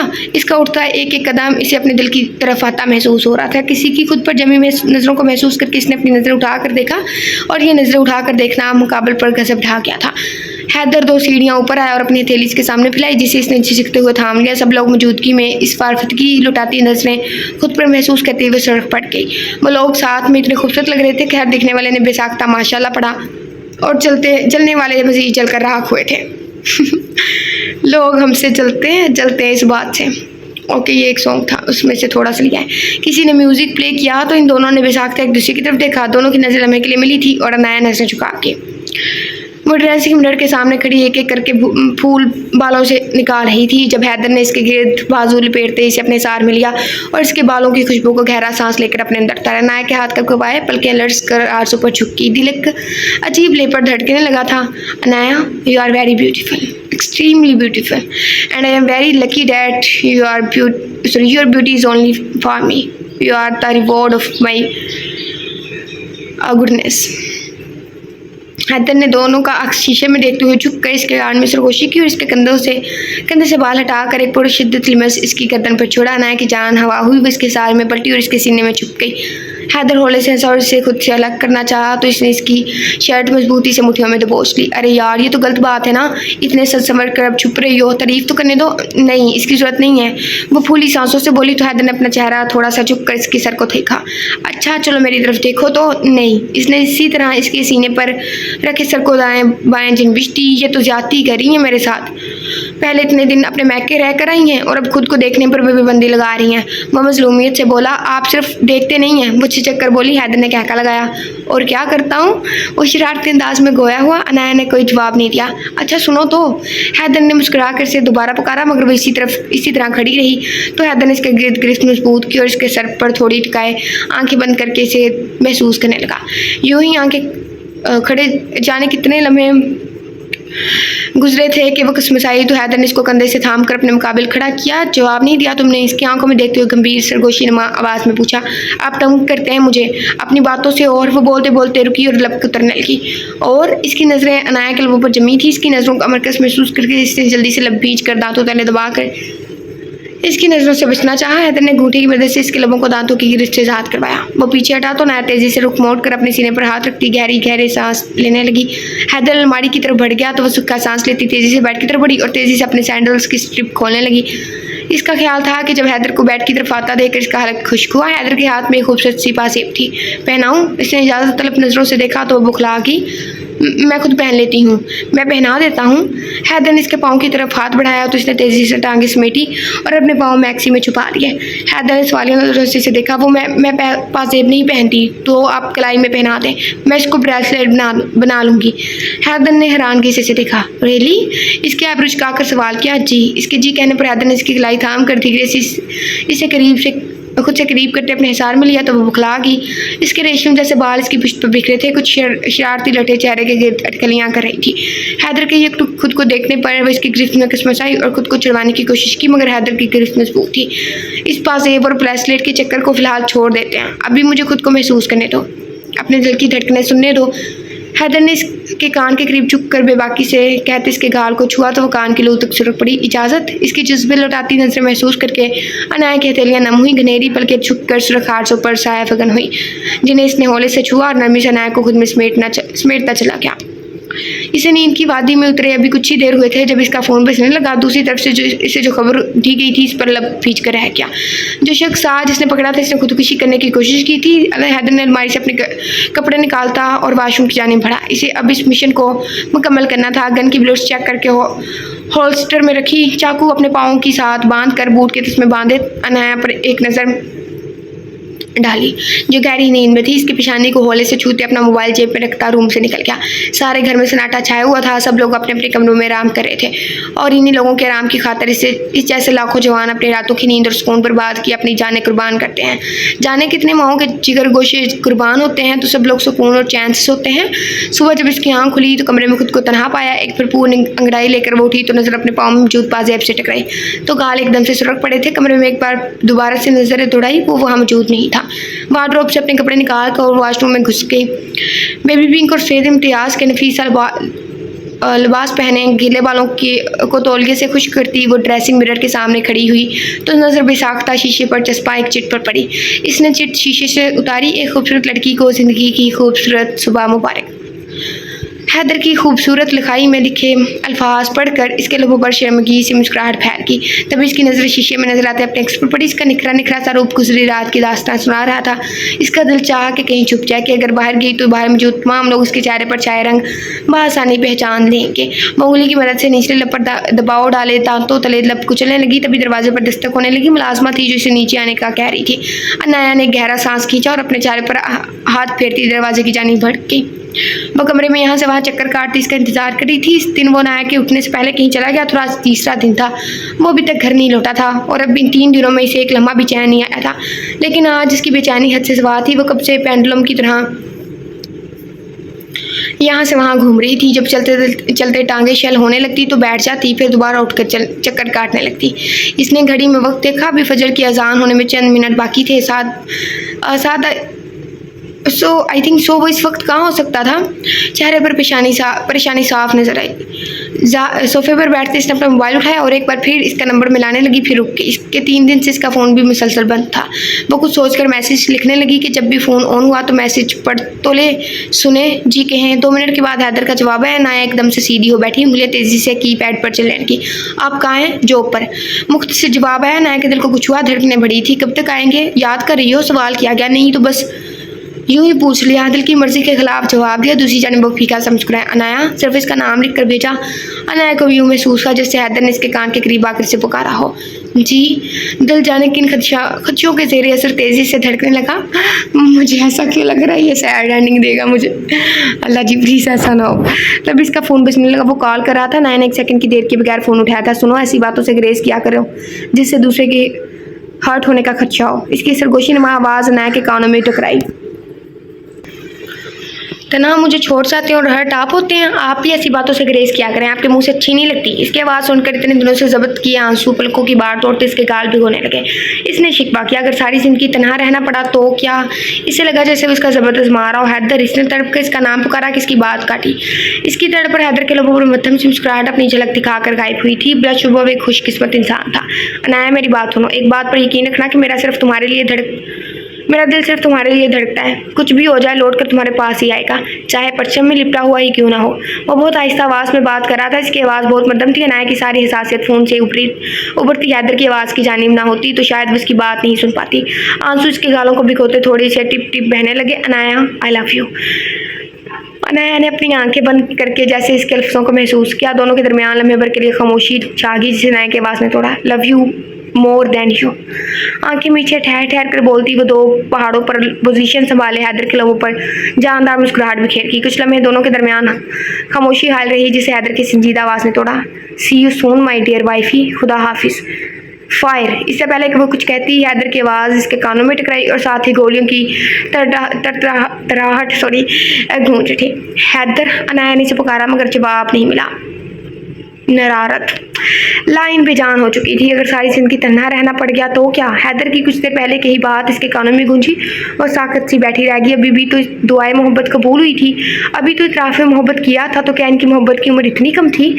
शल होते वजूद को घसीटती हुई उठी और वजू करके जाए नमाज बिछा कर इसके लिए दुआ करने लगी। बस फिर बेसब्रे लीडर कुछ ऐसे होंगे जो एंड पे जाके देखेंगे कि क्या हुआ, जिंदा बचा कि नहीं बचा, और कुछ रो रहे होंगे, कुछ छोड़ के चले होंगे, और कुछ अभी मेरे साथ ही पड़ेंगे। इनकी पूरी टीम इस वक्त फार्म हाउस के गिर्द अपनी पोजीशन संभाले हुए थी। इन्हें बस ऑर्डर का इंतजार था। इसका सारा दिन इस गैंग के छोटे बड़े तमाम अड्डे तबाह करते गुजरा था। मीर जाफर जो इस गैंग का सरबराह था, इसका नाम मुल्क के बहुत बड़े बिजनेसमैन में शुमार होता था। नाम देखो कि कितना अच्छा, करतूते देखें, और बिजनेस की आड़ में वो अपने काले धंधे से अंजाम देता। एक साल बाद फंक्शन ऑर्गेनाइज करता और एक तगड़ी रकम चैरिटी फंड्स को देकर अवाम की गुड बुक्स में आने के लिए इनकी आंखों में धूल झोंकता। अपने तमाम अड्डे एक एक करके तबाह होते देखकर गुस्से से पागल हो रहा था। इस सब में इसके राइट हैंड का मंजर से गायब होना इस बात ने इसकी अकल स्लिप कर दी थी। इसने अपने साथ मिले तमाम लोगों को शहर से दूर अपने एक फार्म हाउस पर बुलाया, ये जानने बगैर कि इसका फ़ोन ट्रेस किया जा रहा है। फार्म हाउस के चारों तरफ पहाड़ मौजूद थे। ऊंचे ऊंचे घने दरख्तों से ढका फार्म हाउस दिन को दूर से देखने पर हरियाली का एक हिस्सा मालूम होता था। रात के इस पहर पूरा फार्म हाउस अंधेरे में डूबा हुआ था। हर तरफ मौत सा सन्नाटा छाया हुआ था। सिर्फ पत्तों के सरसराने की आवाज़ गूंज रही थी। अगर कोई आम आदमी इस वक्त यहाँ वहाँ आता, हाँ हाँ हमें पता है कि वहाँ पे बेहोश हो जाता, यूं मालूम होता जैसे कि इस जगह पर कोई भी जीरो मौजूद नहीं है। पर हकीकतन इस वक्त वहाँ 100 से ज़्यादा लोग मौजूद थे। इतने लोगों की मौजूदगी में ये सन्नाटा किसी तूफान का पेश खेमा था। एक स्याह रंग की चमचमाती एलेक्स फार्म हाउस में दाखिल हुई, जिसमें से बड़े ही क्रोफर से मीर जाफर बाहर निकला और मगरूराना चाल चलता अंदरूनी हिस्से की जानिब बढ़ने लगा। बाकी तमाम लोग पहले से ही इस फार्म हाउस में मौजूद थे। मीर जाफर का इस्तकबाल करने के लिए वो सब बाहर ही आ गए थे। हैदर दूरबीन की मदद से अंदर का सारा मंजर देख रहा था। तभी इसका फ़ोन वाइब्रेट हुआ। पहले सोचा कि नज़रअंदाज कर दें, मगर फिर कुछ सोचकर फ़ोन जेब से निकाला। नाया का मैसेज देखकर इस परेशानी में भी इसके लबों पर मुस्कुराहट बिखर गई। दिल ने जिद की कि एक बार इसकी आवाज़ सुन लो, क्या पता फिर ज़िंदगी यही तमाम हो जाए। वो इसे कॉल मिलाकर मध्यम आवाज़ में इससे बात करने लगा। Love you more than you. Anaya के अल्फाज पर इसने एक लम्हे के लिए आंखें बंद करके इसके अल्फाज महसूस किए। यूँ लगा जैसे इस पर ज़िंदगी की हर खुशी मिल गई हो।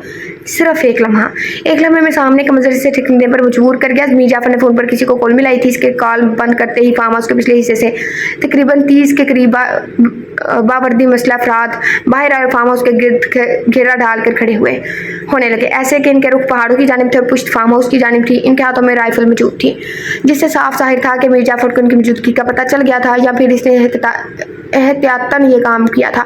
ये भी मुमकिन था कि वे लोग फार्म हाउस में मौजूद खुफिया रास्तों के जरिए वहाँ से बचकर भाग निकले। बहरहाल जो भी था इनके लिए ठीक नहीं था। तभी इसने एक लम्हा ज़ाहिर किए हुए बिना अनाया को खुदाफिज बोला, साथ ही फायर का हुक्म दिया। तो गोलियों की तड़तड़ाहट ने सकूत छाए माहौल में वहशत सी तारी करती थी। दूसरी जानिब से भी भरपूर मज़ाहमत जारी थी। वो लोग शायद इतनी जल्दी हमले के लिए तैयार नहीं थे, तब नाकाबिल तलाफी नुकसान करवा चुके थे, जो हैदर और इसकी टीम के लिए काफ़ी सोचबंद साबित हुआ। उन्होंने जल्दी दुश्मन पर काबू पा लिया था। बुरे काम का बुरा नतीजा। क्यों चाचा? हाँ भतीजा। ये हमने एक कार्टून में देखा था। वो लोग भी अपने अंजाम को पहुंच चुके थे। दूसरी तरफ सन्नाटा छाने पर वो लोग पहाड़ों और दरख्तों से उतरकर नीचे और फार्म हाउस के अंदरूनी हिस्से की जानिब बढ़ गए। हैदर फार्म हाउस अच्छी तरह से चेक करके बाहर आया, जहाँ इसकी टीम लाशों को ठिकाने लगा रही थी। हैदर ने कैप्टन अमाद की जानिब सवाल नजरों से देखा तो इसने थम्सअप का इशारा किया, जिस पर हैदर की आंखें चमक उठी थी। इसने सर उठाकर तशक्कुर भरी नजरों से आसमान की जानिब देखा, जिससे इस ज़ात का शुक्र अदा करा और जिसने फतह इसके नसीब में की थी। मिशन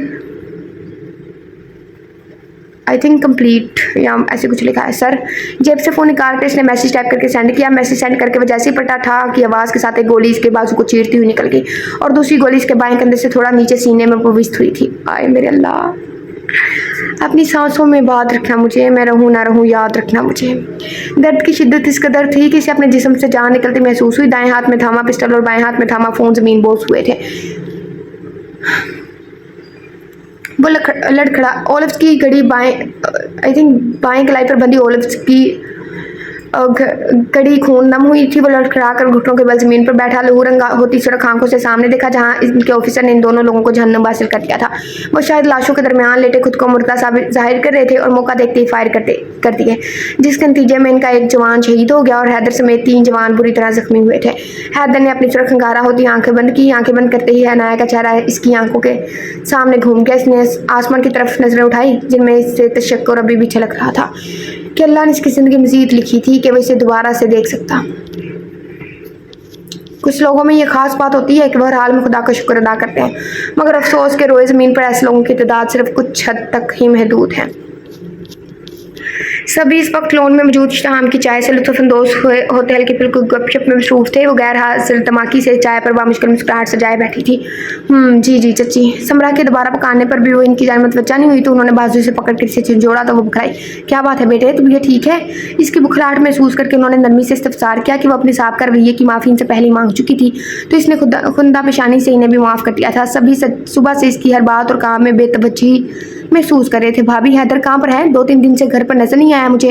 उमर साहब ने राबिया बेगम से इस्तफसार किया तो उनके जिक्र पर अनाया की पलकें नम हुई। इसने पलकें झपक कर आंखों की नमी को पीछे धकेला। भाई खैर से बीवी मौजूद है इसकी? इससे पूछे। शादी के बाद भी औलाद की हर हरकत के सवाल जवाब माँ से ही करने हैं तो शादी करवाने का फ़ायदा। राबिया बेगम ने जैसे अपनी जान छुड़वाई। हाँ ये भी खूब कही आपने बेगम। बेटा अच्छा काम करे तो फ़ख्र से सीना तान कर कहा जाता है मेरा बेटा, और जब भी यही बेटा उल्टी सीधी हरकतें करे तो बीवी का कसूर। इस बेचारी को खड़ी खोटी सुना दो कि ये तुम्हारे शोर के कारनामे हैं। हारिस साहब राबिया बेगम को देखते बाजार संजीदगी से बोले, अंदाज चिढ़ाने वाला था। रहने दें आप, ऐसे भी कोई खास कारनामे नहीं है आपकी औलाद के जिस पर फख्र किया जाए। राबिया बेगम पहले ही हैदर पर गुस्सा थी, चिढ़ कर बोली। इनसे पहले कि इन पर बहस छिड़ती सिमरा ने जल्दी से अनाया को मुखातिब किया। अनाया बेटा, मैं सोच रही थी कि तुम्हारी खाला की बेटी है एमन, माशाल्लाह बहुत सादतमंद बच्ची है, मुझे बहुत पसंद आई है। सोच रही हूँ शहीर के लिए इसका रिश्ता मांग लूँ। इनके अचानक कई बात पर फ्राइज खाते शहीर को एकदम से उच्छू लगा था। अरे हौसले से बड़े भैया, अभी सिर्फ मम्मा ने रिश्ते की बात की और आप खुशी से नाचने, मेरा मतलब खांसने लग गए। हमदान ने इसकी पीठ थपथपाते शरारती अंदाज में कहा तो शहीर ने इसे घूरा जैसे वो जिस पर वो खसियानी सी हंसी हंसता सीधा हो बैठा। भाई दरअसल खुशी से नाचने का दिल तो इसका कर रहा है कि पिछले 3 सालों से जाम ट्रैफिक बहाल होगी तो इसका नंबर आएगा। बेचारा जाने कब से तरसा हुआ है शादी के लिए। सामान्य लगे हाथों हमदान की टांग खींची तो बड़ों समेत सबके लम्बों पर दबी दबी मुस्कुराहट दौड़ गई। शहीर भाई देखें, ये गामड़ आपको ट्रैफिक बल्कि जाम ट्रैफिक बोल रहा है। हमदान ने फौरन से घामड़ बोलकर बदला लिया था। अरे ओए, ये घामड़ किसको बोला है तूने? ये घावड़ होता क्या है वैसे? उसामा ने आंखें दिखाई। जाम ट्रैफिक किसको बोला है तुमने? शहीर ने इसी के अंदाज में घूर कर पूछा तो वो ढीठों की तरह हंसने लगा। तुम इनको छोड़ो, तुम बताओ ईमन के लिए बात करूं मैं भाभी से या कोई और पसंद है तो बता दो। राबिया बेगम ने शहीर से बाहर हर राजदारी से पूछा, मगर इनकी आवाज़ वहाँ मौजूद हर शख्स ने बासानी सुनी थी जिससे इनके चेहरों पर दबी दबी से ऐसी मुस्कुराहट थी। नहीं, कोई लड़की नहीं पसंद, आप लोग देख लें जो आपको बेहतर लगे। शहीर अपनी शर्ट पर से नादीदा सिलवटे दुरुस्त करता बोला जबकि नजरों के पर्दे पर ईमन की शबिया लहराई। बड़ा कंफ्यूजिंग सा माहौल होता है। यूं ही हल्की फुल्की गपशप और कहकों के दौरान सब लोग आहिस्ता आहिस्ता उठकर वहाँ से चले गए और वह न जाने कब तक वहाँ बैठी रही। सबीन कई बार इसे बुलाने आ चुकी थी मगर इसने जैसे सुनी ही नहीं थी। इसके कानों में तो गोलियों की तरतराहट गूंज रही थी, बाकी सब आवाज़ें कहीं खो गई थी। अचानक उठी और पौधों के करीब जाकर खड़ी हो गई। नहीं, क्या तुम्हें क्या हुआ? तुम क्यों मुरझाने लगे हो? क्या तुम भी मेरी तरह उदास हो? उदास क्यों हो? सॉरी। बनफशे के फूल की पत्ती को उंगली और अंगूठे के दरमियान नरमी से मसलते फूल की नरमाहट महसूस करते हुए बोली। ये छोटा सा बगीचा इसकी मेहनत की वजह से हरा भरा था कि इन 3 सालों में नाया ने इसमें मुख्तलिफ अक़साम के फूल पौधे लगाए थे। हैदर के पाकिस्तान आने के बाद से इसने पौधों को तवज्जो नहीं दी थी तो वो पौधे मुरझाने लगे थे। गुललाला, ट्यूलिप, क्या मैं अपने दिल की बात तुमसे शेयर करूं? ट्यूलिप के फूलों को हाथों से छूती सरगोशी से भी कम आवाज़ में बोली थी। तुम्हें पता है वो 3 दिन से गायब है। सुबह फजर से पहले मेरी इससे बात हुई थी तो मैंने गोलियों की आवाज़ सुनी। क्या तुम भी हम इंसानों की तरह अल्लाह से दुआ कर सकते हो? अगर कर सकते हो तो इसके लिए दुआ करना कि वो बिल्कुल ठीक हो। अनाया की आंखें और लहजा भीगा हुआ था जब किसी ने पीछे से अपने इज़हार में लिखा, क्या तुम्हें अपनी दुआओं पर यकीन नहीं है जो इन फूलों पत्तों से दुआएं करने का बोल रही हो? हाय, जान में जान है जो मेरे साथ पढ़े थे उन सब के। हैदर ने इसके कान के करीब सरगोशी की। हैदर, आप ठीक है ना? आपको पता है मैं कितना डर गई थी? इतनी ज़्यादा फायरिंग की आवाज़ थी, आपको कुछ हुआ तो नहीं ना? वो हैदर का हिसार तोड़ती, वो रुख इसकी तरफ करके इसका चेहरा दोनों हाथों में ये इसको सर पैर देखती बोली थी। तो हैदर ने इसकी पेशानी पर लब रखते नरमी से इसके गिर्द बाजू लपेट लिए। अनाया ने सख्ती से आंखें मींची और थूक निकल कर हलकतर किया। इसका लिमस महसूस करके सुकून सा इसकी रूह तक में सराहियत करके 3 दिन की बेचैनी बेकुली जैसे दूर जा सोई थी। तुम पौधों से बातें करती हो? इसके बालों की जड़ों को होले से सहलाते इसका ध्यान हटाने को कहा।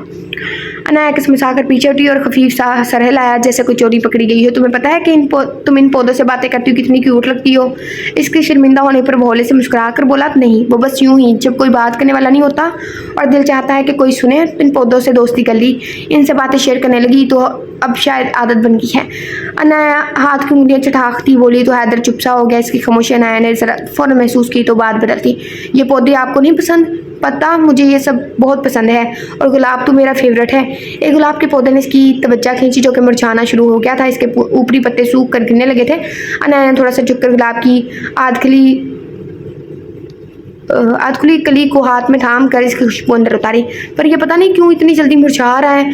अनाया ने इसका एक सूखा पत्ता तोड़ा और हाथ में इसको मसल दिया। चेहरे पर उदासी का रंग साफ जाहिर था। तुम्हें पता है कि गुलाब की एक खास बात क्या है? वो गुलाब के पौधे के करीब पंजों के बल बैठ गया। क्या? वो इसकी एक एक हरकत को नोट करने लगा। Symbol of love. गुलाब को पूरी दुनिया में सिंबल ऑफ लव माना जाता है। जानते हैं क्यों? क्योंकि गुलाब में और मोहब्बत में एक चीज़ मुश्तरक होती है, वो ये कि दोनों को तवज्जो चाहिए होती है। अगर थोड़ी सी भी तवज्जो हटी तो मोहब्बत और गुलाब दोनों मुरझा जाते हैं। 2-4 फूल तोड़कर वो खड़ा हुआ और इनमें से कांटे निकालने लगा। और एक और बात में मुश्तरक होती है कि दोनों ही बिला के नाजुक होते हैं। गुलाब सांसों की तपिश से मुरझा जाते हैं और मोहब्बत लहजों की तपिश से मुरझा जाती है। सही बात। इसने फूलों में से कांटे निकालकर अनाया की तरफ बढ़ाया जिसे इसने मुस्कुराते हुए थाम लिया। आप बिल्कुल ठीक कह रहे हैं। दोनों में एक मुमासलत ये भी है कि दोनों बहुत नाजुक होते हैं। वो गुलाब की एक पत्ती तोड़ कर बोली तो हैदर ने इसके गलाए थाम कर एक झटके में इसे खुद से करीब किया। और मेरी मोहब्बत इस गुलाब से ज़्यादा नाजुक है। 2 उंगलियों की पुष्ट से इसके गाल को सहलाते झुककर इसके कान के करीब सरगोशी की, जबकि नजरें लबों पर टिकी थी। इसने अनाया को खींच कर सीने से लगाया। इससे पहले कि वो इस पर झुकता, हमदान की आवाज़ पर दोनों करंट खाकर दूर हटे। वो मैं कह रहा था कि अगर गुलाबों की तारीफ हो गई हो और मैच ख़त्म हो गया हो तो अंदर आ जाए, तय्यमी भाभी को बुला रही हैं। वो शरारती अंदाज में बोलता हुआ तेज़ी से वहाँ से भागा कि हैदर खतरनाक तासरात लिए इसके पीछे खड़ा गया था। अनाया भी शर्मिंदा सी इनके पीछे होगी।